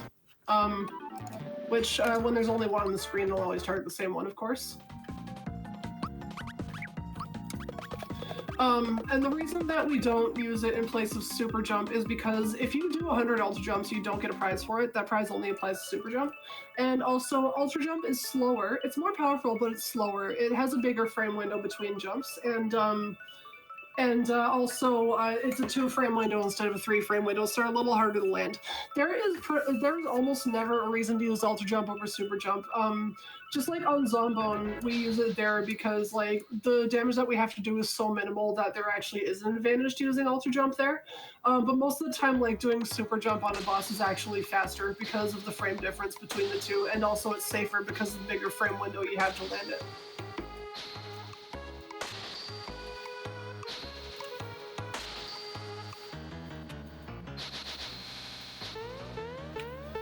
So here's another one of Smithy's gang.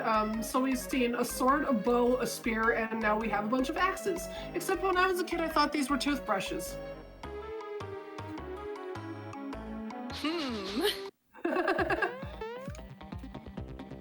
Well, I guess if you're Plaque, then a toothbrush would be a weapon.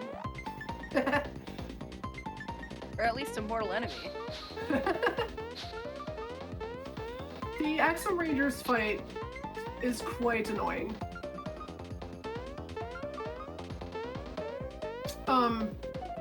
There are 4 different strats you can do on Axum Rangers that depend entirely on if you freebie the rock candy in the first turn. So this is why I had to freebie the rock candy twice in Knife Guy Great Guy, is because I need it again for this fight. And there's other rock candies in the game we can get, but they're super out of the way, like in Bean Valley doing slot machines, so we're not doing that at any percent. But the problem with this fight is that you have to use Ultra Jump on random targets, and you have to land on every single one of the targets. So as you use more Ultra Jump, the frame window in which you can land them tapers and gets smaller and smaller. So if you have bad rolls with your Ultra Jump, you're gonna have a bad time. So, what if we're here for a bad time? So I actually have enough bombs to do like a decently fast strat.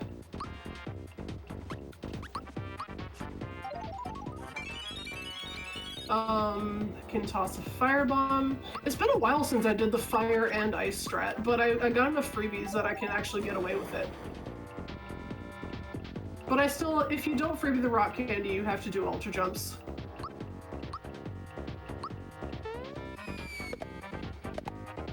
I'm just here for... So that's good. Sorry, go ahead. No, I'm sorry, I didn't mean to interrupt. I just wanted to say I'm here for Optimus Prime in this Lego ship here.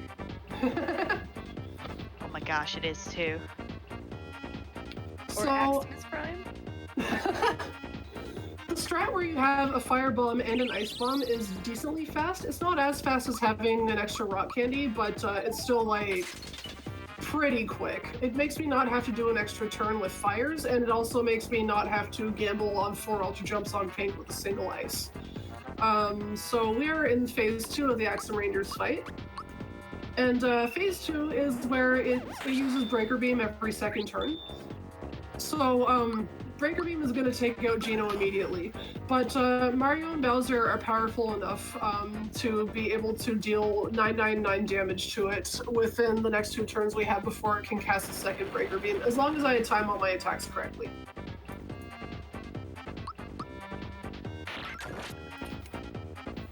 I remember one time mistiming my attack so bad I ended up super jumping the ship, and it was probably unnecessary, but it looked funny anyway. Yeah, I'm sure that was amazing. You're just like, okay, this is going bad. Time for super jumps.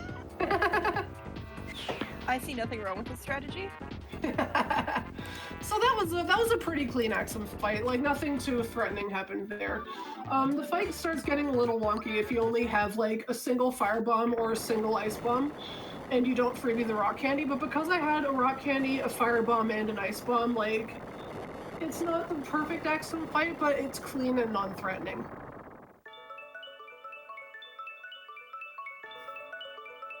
So this just in, 4 out of 5 dentists recommend Axum Rangers to keep your teeth clean.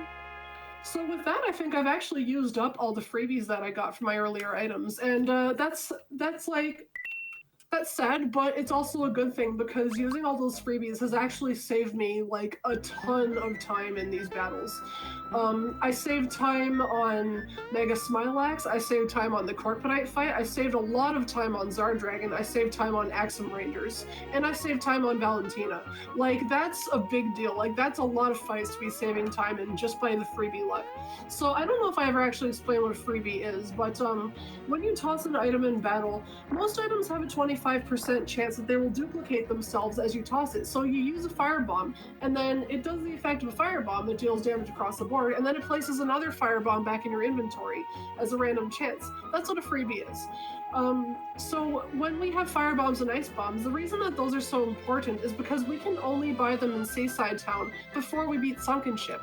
So when I went and did that big menu in Seaside Town, I bought 6 firebombs and 8 ice bombs, and you can never buy them again after that point in that shop. You have to do like a really strange item trading sequence in order to get more of them that's super slow. So you want to get as many as you can from there and have them last as long as they can. So when you freebie a bomb, like, that is a big deal because bombs are expensive.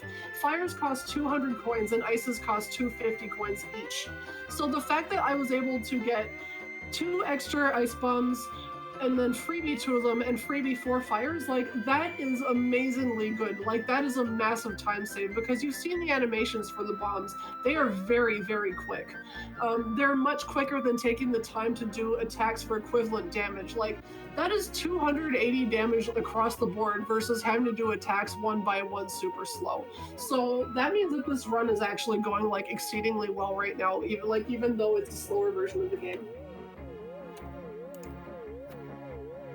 Unfortunately, now that you've said that, you know what it means, right?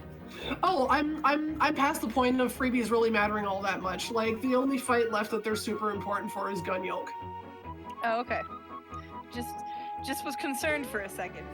Yeah, freebies, I think, make the biggest difference in mid-game. If you don't have that many left at the end of the game, like, it's okay. Like, it's not run-breaking to not have freebies at the end of the game.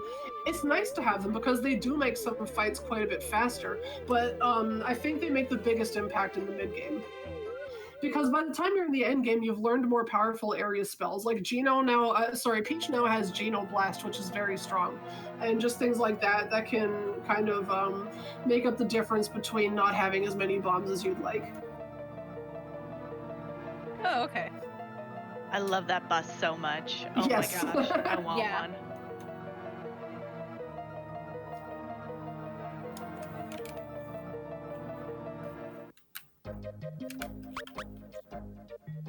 I love it. We're like, back to the castle. Here you go, Bowser. Oh, wait, no, sorry, we're leaving. Bye. Sorry, guys, do an RNG manip. So this is the third RNG manip I'm going to perform. This one, luckily, is just as easy as walking out the door. So what I'm going to do here is I'm going to hold down. Going to walk into the wall, hold down right, and just leave. And congratulations, I have now manipulated the doors in Bowser's Keep. So Yay. what that does is that inside Bowser's Keep, there's an obstacle course section where there are 6 red doors you can go through. You have to get through 4 of them to advance through the level. What is behind the doors is random. So because RNG is a static timer from power on, I manipulate the RNG by just doing an exact path lock out of Mario's pad, which is like extremely easy to do. I don't really know why I'm saving here, but I'm doing it anyway. So if you do that, then you already know what's behind the doors because you don't want to do the battle room doors. They are incredibly, incredibly slow. You want to do 1, 2, 4, and 5. So if this is a quiz, I did it right. Yep, this is the quiz. Yay. And these questions are randomized. Oh crap, I held turbo away. These questions are random. So that means in the Japanese speedrun, we have to do a random Japanese pop quiz, which is okay because the answer sets never change order. Like the order of the three answer possibilities you have for questions are never changed. Like skiing, there is always the middle option for that question. So we just kind of memorize the shape of the answer sets. So running this game in Japanese is actually like not as scary as it looks because you don't actually need to know any Japanese to run the game, even though it's like an RPG with a lot of text in it. There's like menus and stuff, but the menu really holds your hand like with your movement in it. It's like really easy to tell what's what.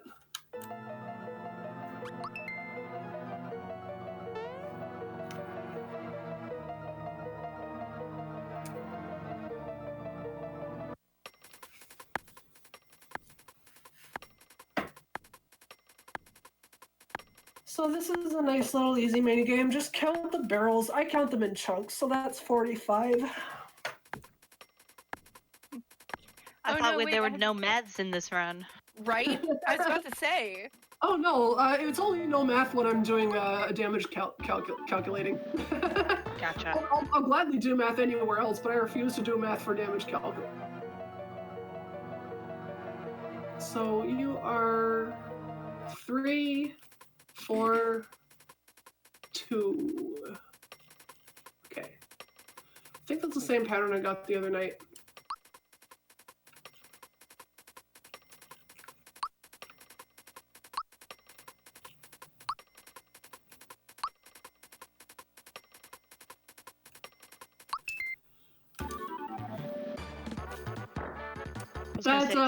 That logic game's not actually that hard. You just have to like memorize what answer corresponds to what number.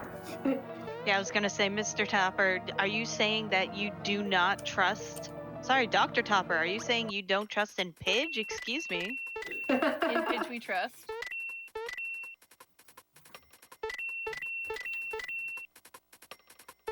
So this mini game is not too hard. As long as you finish on a multiple of 5, you're guaranteed to win. It's whoever takes the 21st coin loses, and you have to take between 1 and 4 coins. So I count coins that have elapsed, and I always finish my turn on a multiple of 5.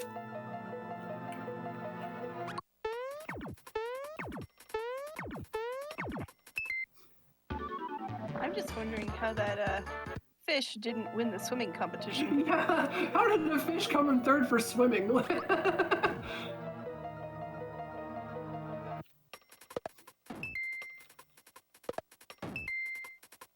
That's like one of the funniest things I've ever seen someone say in chat for this game. Like, how did a fish come in third place for swimming? Listen, even fish can swim slowly. I don't think he was third like in this RNG roll that I got, but I remember that happening one time during one of my marathon runs, and I laughed forever at it. So this pattern here, shout outs to Kurt Q. I think the only thing he contributed to his speedrun was he actually ran a Lewis script that calculated every possibility of solutions for that game and found the fastest one. So you just memorize it and go. Oh, whoops, I was off camera. Needing to memorize things. Yep, there goes my possibility of learning this run. Well, luckily we have a note set in the speedrun wiki. Yay!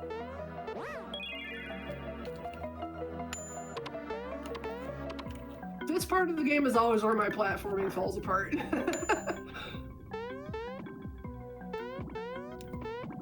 I don't know donkey skip, so I'm not going to do it.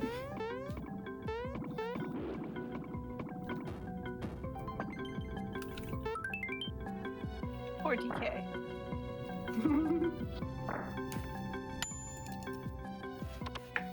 So what I'm doing is I'm going a little bit out of my way to pick up 2 extra fire bombs in the chest here. They're not mandatory, but they do allow me to do a gamble on a fast strat in the final boss. It only takes a couple seconds to get them, so I just go for it. But I am collecting rock candies on purpose. We definitely need those. Candy. Actually, you know what? Before I forget, 33 flowers. Let's use that flower jar. Okay, now I'm at 36, which is enough for worst case scenario on countdown. Normally I use that in Barrel Volcano, because typically in Barrel Volcano you use Peach's Genoblast instead of toss an ice bomb at the giant Corkbite statue, but I didn't end up using Genoblast, so I had no reason to replenish my FP, so I didn't use the flower jar. But then I forgot, oh yeah, that's right, I want to use that in a marathon run, because if I have worst case scenario on countdown, I want to have 36 FP for a double ultra jump and then super jump. Which has only happened to me in a marathon one time, but knowing my luck, it's gonna happen again. You can do it. Yeah. And luckily you have it, so you're good. So, fun fact about this next boss fight. He's called Magikoopa, but according to his Japanese psychopath test, he's actually intended to be Kamek from Yoshi's Island. He refers to Bowser as his child, and right now he's brainwashed by Smithy, so he doesn't recognize us.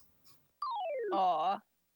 But we smack him around a bit, and then he comes back to his senses, but has no idea what's happened.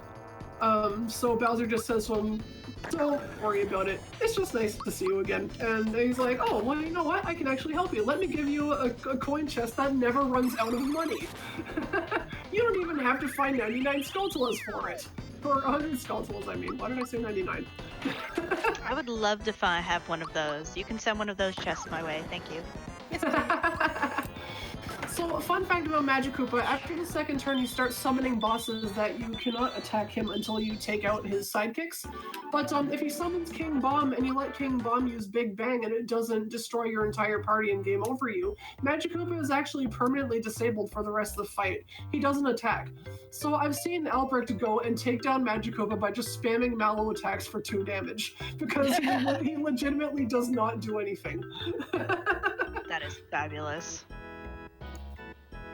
That is actually a glitch that you can toggle in the randomizer, because Magikoopa can end up in some really terrifying spots. See, uses Big Bang. Actually, Zeromus. Actually, Zeromus. Yes. Now we have Final Fantasy IV. Yes! Yay! No, that was yesterday. This game is every Final Fantasy.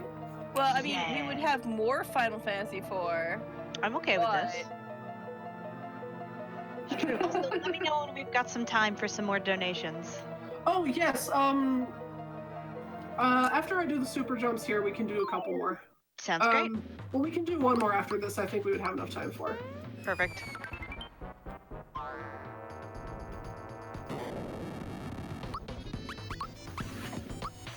So I have to do 47 super jumps here.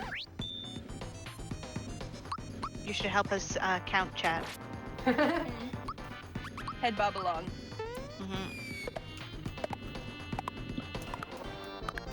I used to have a problem when I played this game that, like, I would always drop jumps on Boomer and Director, and my theory was just that, okay, super jumping red enemies is legitimately impossible. Every every enemy in the game is okay to super jump on, just not if they're red. You can't super jump red enemies. It's impossible.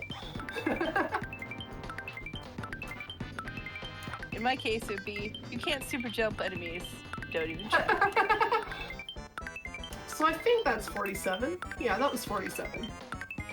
So if anybody in chat is about to say, actually, that was 48, it was not 48 because the super jump counter is just like in programming terms, it's a counter that starts at 0. And the reason that starts at 0 is for 2 reasons. The first reason is that the 0th jump does 8 times damage, and also it doesn't count towards your super suit reward. So anyway, donation time. Love donations. We're going to try and squeeze in a long one here. So we have $25 from Kshura, whoever that is. Hi, Faye here. I mean Kay. I can't turn my caps button off. Really, I can. And I just want to say all of you are awesome. Also, this goes to The Legend of Zelda sprite of your choice. Please please negotiate over it. Ooh, what are the options for that, actually? The options for that are currently Eggplant, Emosaru, Nature Link, Psyduck, and Zero Suit Samus. Psyduck is greatly in the lead with 220. Emosaru is about 75, and the top 2 will be chosen. Or actually, Eggplant is above Emosaru at 90. I vote for Eggplant. This next boss fight that I'm about to do here, with Exor, the 2 eyeballs are protecting him, and by protecting I mean you cannot damage him. You need to damage the hilt in order to continue. But once you disable either of the eyeballs, Exor becomes susceptible to any damage.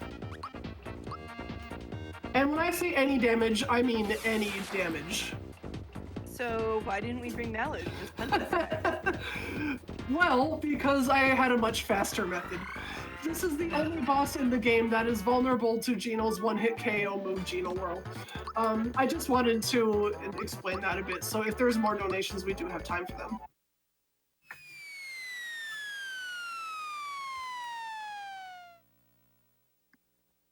Come on, donation. Okay, yeah, so we've got $25 from Phileon227 saying, "Go Pitch, go!" Donation goes to best file name in support of Microwave Steaks. So the M-Wave Steaks is actually for Microwave Steaks. I have learned a thing. Yay!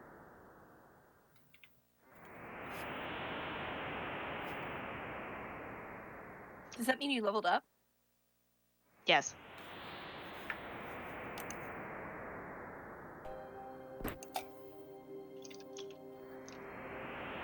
Countdown fight is coming up soon, which unfortunately is not quite as free as it is in most of the stuff because I do not have 3 element status blocking equips, and I also don't have 3 one-hit KO blocking equips. So Countdown fight can go one of several ways in any percent, which makes it quite interesting.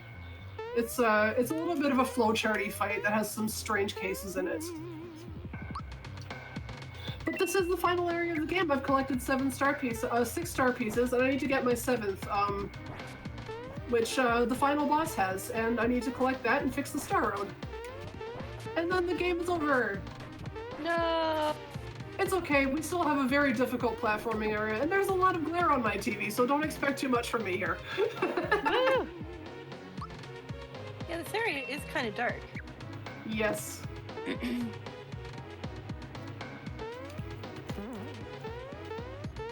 So here's Countdown.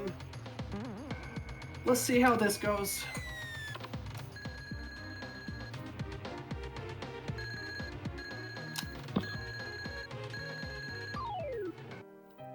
Let's do some ultra jumps.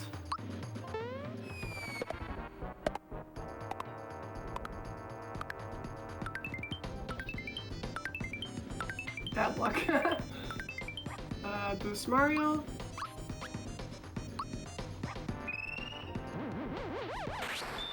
Toss the rock candy.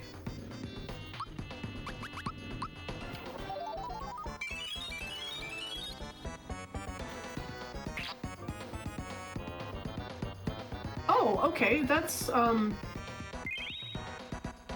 not too bad actually. I can do the fastest strat for countdown. It's just I have to damage this bell a little more than I would want to. But I'm also going to use the most rock candies, which is unfortunate, but it's okay. Oh, nice freebie.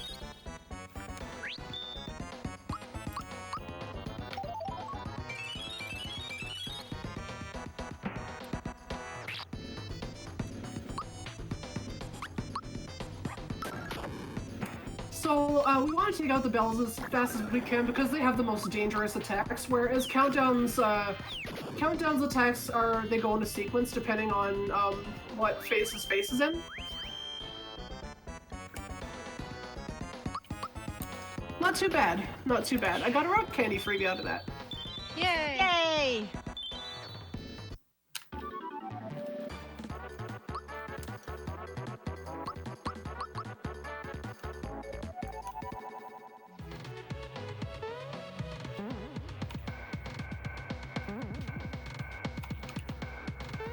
Oh no, Okay. I went for the jump and I missed it.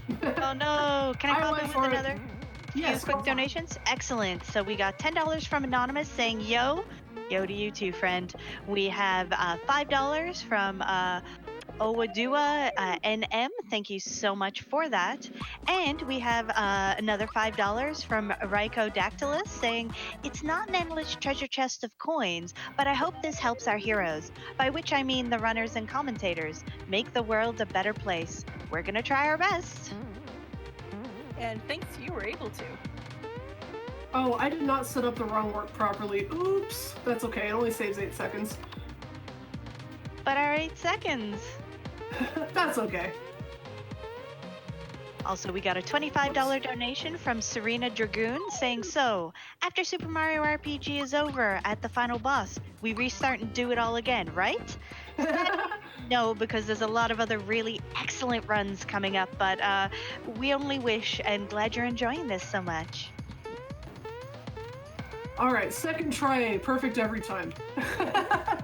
second try, Axel. First try! I mulliganed that. I just turned around and respawned the room. I'm just like, nope.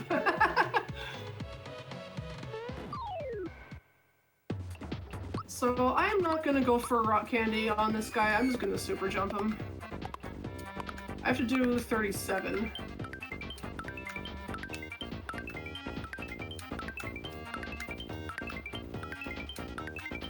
$37 is not really that many. Certainly less than 38. I actually lost count. I hope that this is enough. Yeah, that was actually too many. Better too many than too few. Did I get a rock candy drop? No, I did not. Dang. Oh well. He also has like a small chance of dropping an extra rock candy for you. Am I at full health? Yes, I am. So this is Poker and Domino. This is the final boss of the Outer Factory area. This fight can go one of two ways. There's Poker on the left is a physical-based enemy, and Domino on the right is magic-based. When you defeat either one of the two of them, you advance to the second phase of the fight, which is they team up with a giant snake. So if you leave Domino alive, he teams up with the magic snake, and if you leave Poker alive, he teams up with the powerful physical-based snake. And we go for the physical-based snake because the physical snake is weak to magic and the magic snake is weak to physical. But what is a nice, quick way of dealing magic damage that we have that stalls for turns infinitely? We have Super Jump, and Attack Snake is weak to magic, so we're gonna go for the Attack Snake because both of them are incredibly powerful and dangerous, so we want to stall their turns as much as we can, and Super Jump is the best option for that.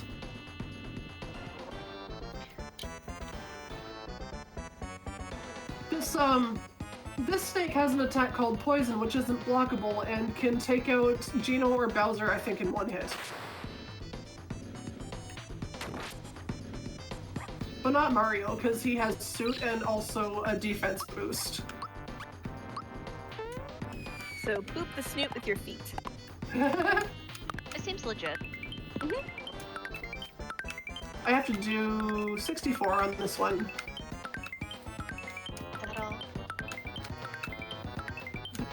It's a little bit harder on the snake. There's like a 2-frame delay between super jumps, so like the input is like slightly more difficult, but it's not terribly punishing if I drop.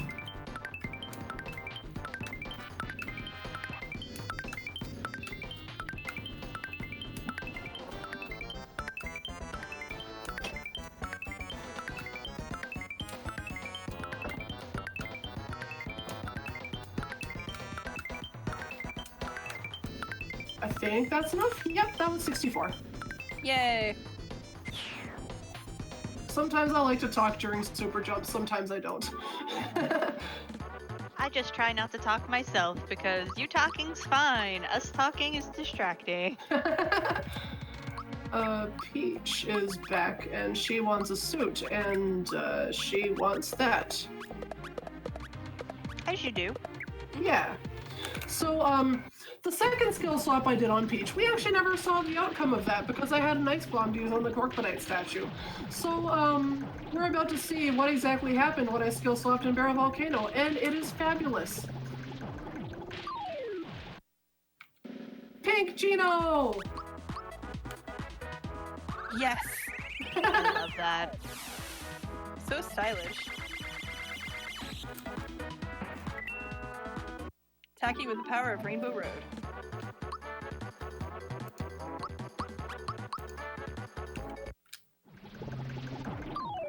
And we use it again!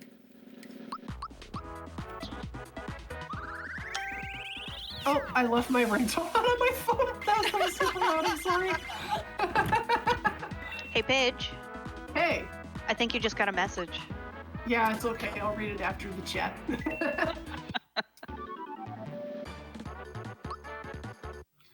This is a good time for a couple more donations because this is a cutscene. I was just gonna ask. So we got a $20 donation from Ampilux saying, love Super Mario RPG and Pidge's showcases. Here's to a strong finish to a fantastic week of speedruns. Thank you so much for that. We got a $5 donation from Anonymous, and we also got $10 from Dragons Games. Education is crucial, and as always, save the animals. And I do believe, unless something has drastically changed for that Save Kill the Animals bid war, Save is greatly in the lead at $419, while Kill is trailing behind with 100. So if you want to do the speech strats and kill those animals, you know what you've got to do, friends.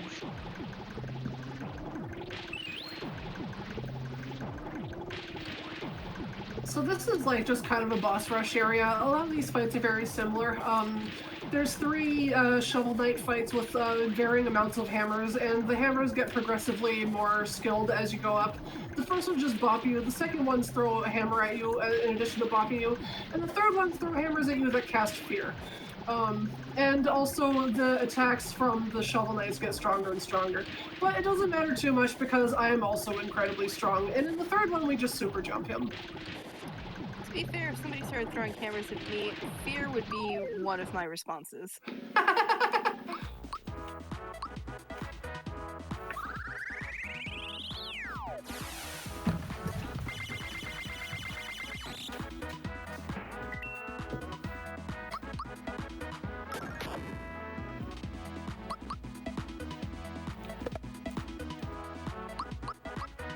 Shovel Knight always kind of looks like Pain Man. Pain Man! He does look like Pain Man. Yeah, he really does. Except Pain Man with an axe, which is something we just don't need. I mean, Pain Man could certainly use it. Maybe it'd be more useful than FF4FE. Is they, too much Pain Man? I was gonna say, as a player character, yes, that could be useful. As someone we're fighting against, no. No, thank you, do not want. Do not want. So that was the final menu of the speedrun. Woo! There are 3 fights left before we have hit time. No. So I'm actually doing pretty good for time right now. Let's jump on director. This is the other impossible red enemy to super jump.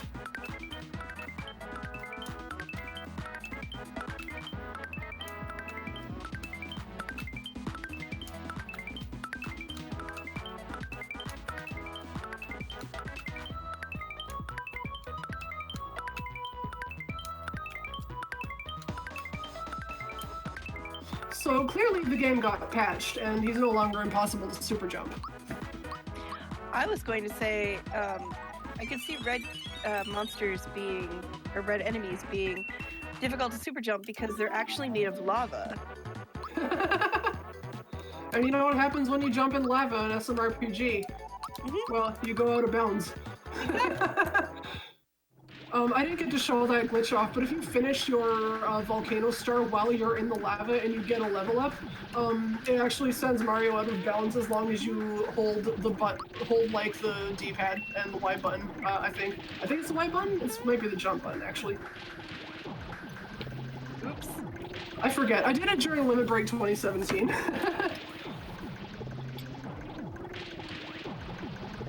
I didn't do it today because like the hits on the star are more important now.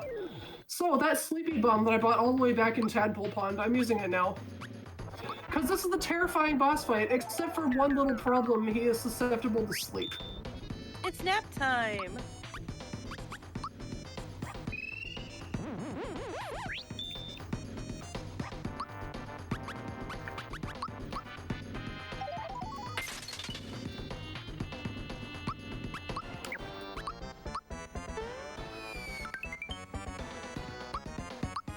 I think I mistimed that jump, but that's okay.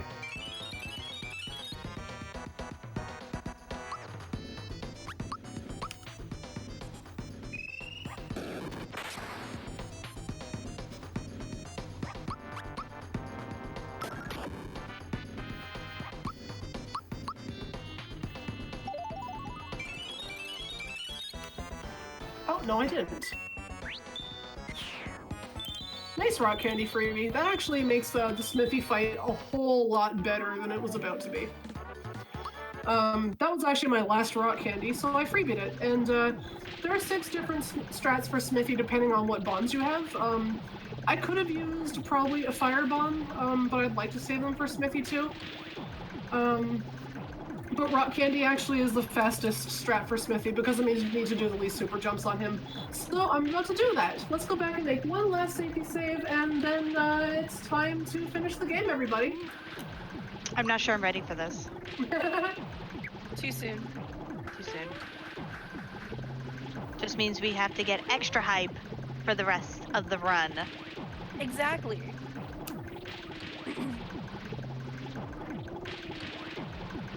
If that's even possible. I mean, this run has been incredibly hype. Heck yeah. So there is a lot of super jumping in this fight, so I'm probably gonna need some serious time for Smithy and Smithy too, because I have to do a lot of super jumps. Can do both. And I have to do them in a very intentional way. Like I can't go over or under. And if I drop them, then I have to do some math, unfortunately. No matter. But I'm gonna try not to drop them. You've got this. Thanks.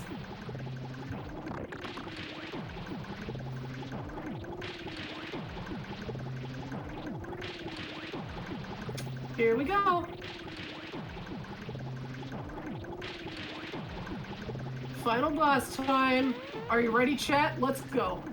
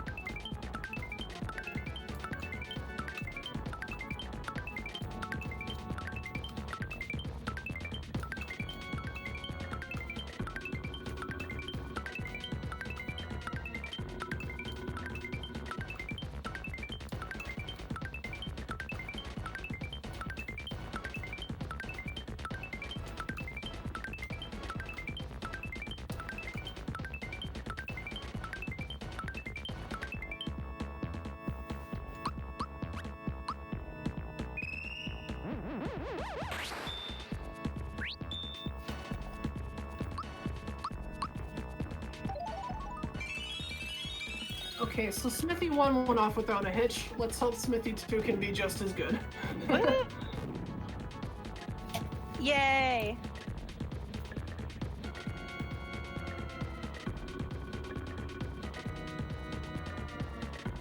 So, I intentionally dropped after, what's 18 times 4? 72? Yes. Yeah, sorry, I have a weird counting system for super jumps. I intentionally dropped at 72, because that is just barely enough damage for the rock candy to send him over the 2,000 damage threshold. Alright, time for more of this nonsense. Gotta do more super jumps. His formations here, he has 4 different heads that he can transform into. Whether or not he transforms is random after every 2 turns, I think.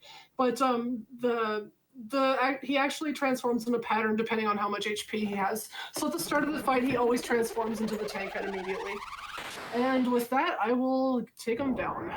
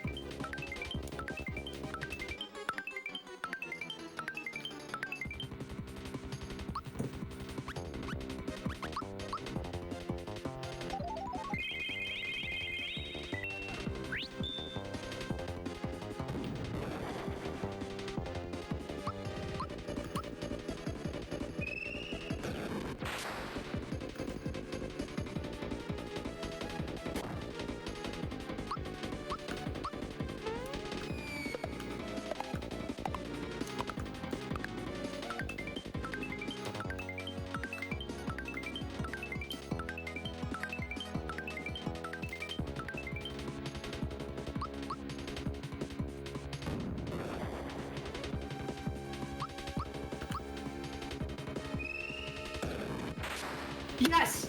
Alright, here we go. This is what I wanted. We in there.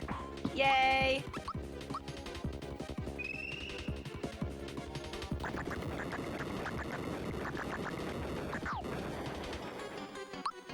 Chest head is weak to fire, so I intentionally got him to a certain HP threshold where he would either stay on tank head or transform into chest head, and I got the 50-50 gamble.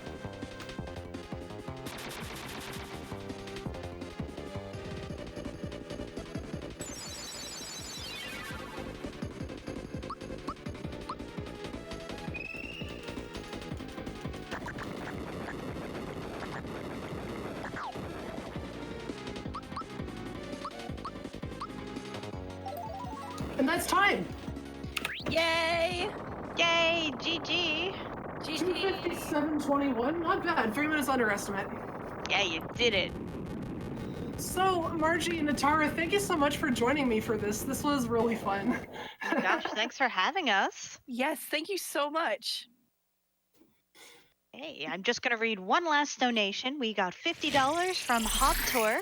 Thank you so much for that. With that, I'm Netara, who's been your host. We're going to pass this along to an ad, and then I believe we're going to be trying to get ready for our next run. So thank you so much for having me, and I'll see you in about an hour when I return. Thank you so much, everybody, for watching and for donating. Enjoy the next run. We still got some more awesome runs left over the rest of the day, so stay tuned. You're gonna have a great time.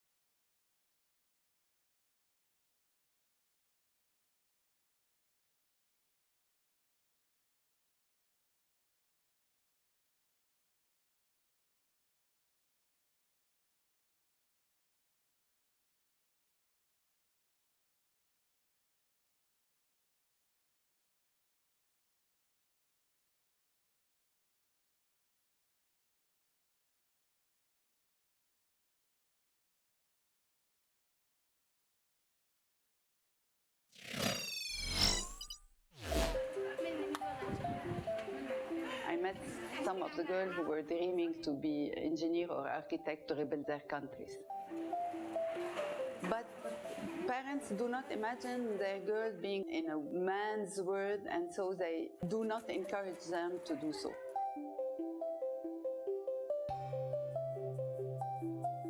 When it comes to refugee girls, the issues that they face vary depending on which country is hosting them, but mostly it is lack of financing to girls' education and especially secondary education. So in Lebanon, our work is focused on using technology. Our champions are developing tools and devices, and they're using technology so refugee children and especially girls can complete their education.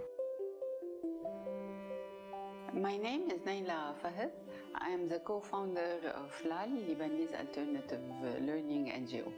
The main goal of Lebanese Alternative Learning NGO is to help vulnerable children keep up with school by providing digital support programs and access solutions.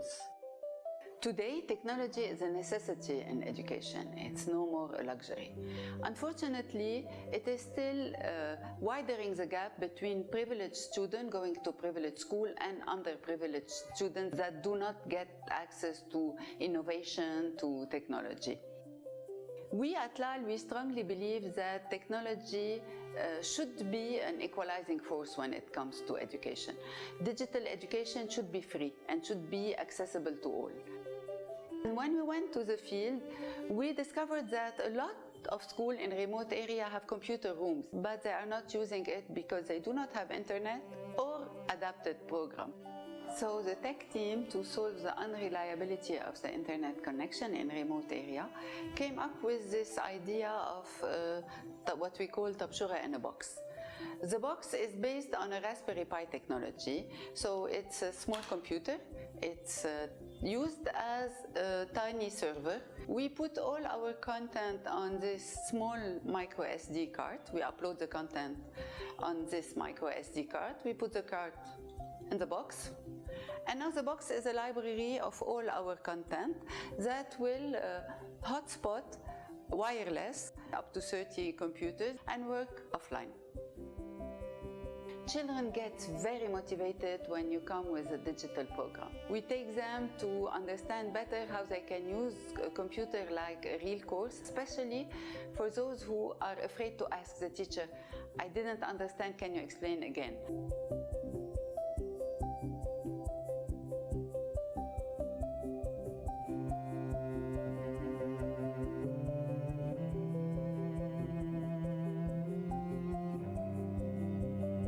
The girls from the centers who were invited to meet with Tim Cook and Malala, they were so emotional. It was amazing to see.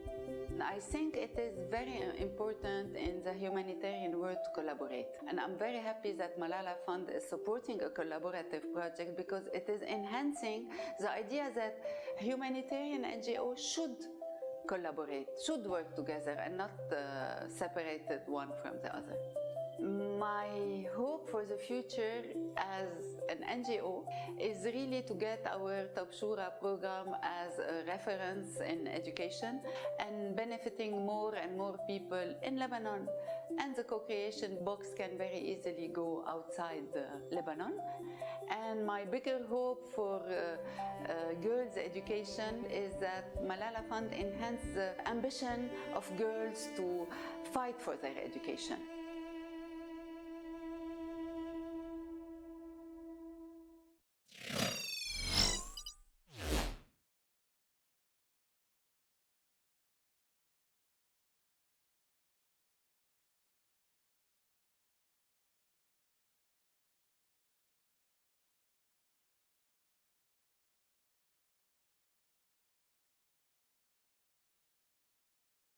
All right, everyone. My name is Frozen Flygon. Super excited to be hosting for this next run.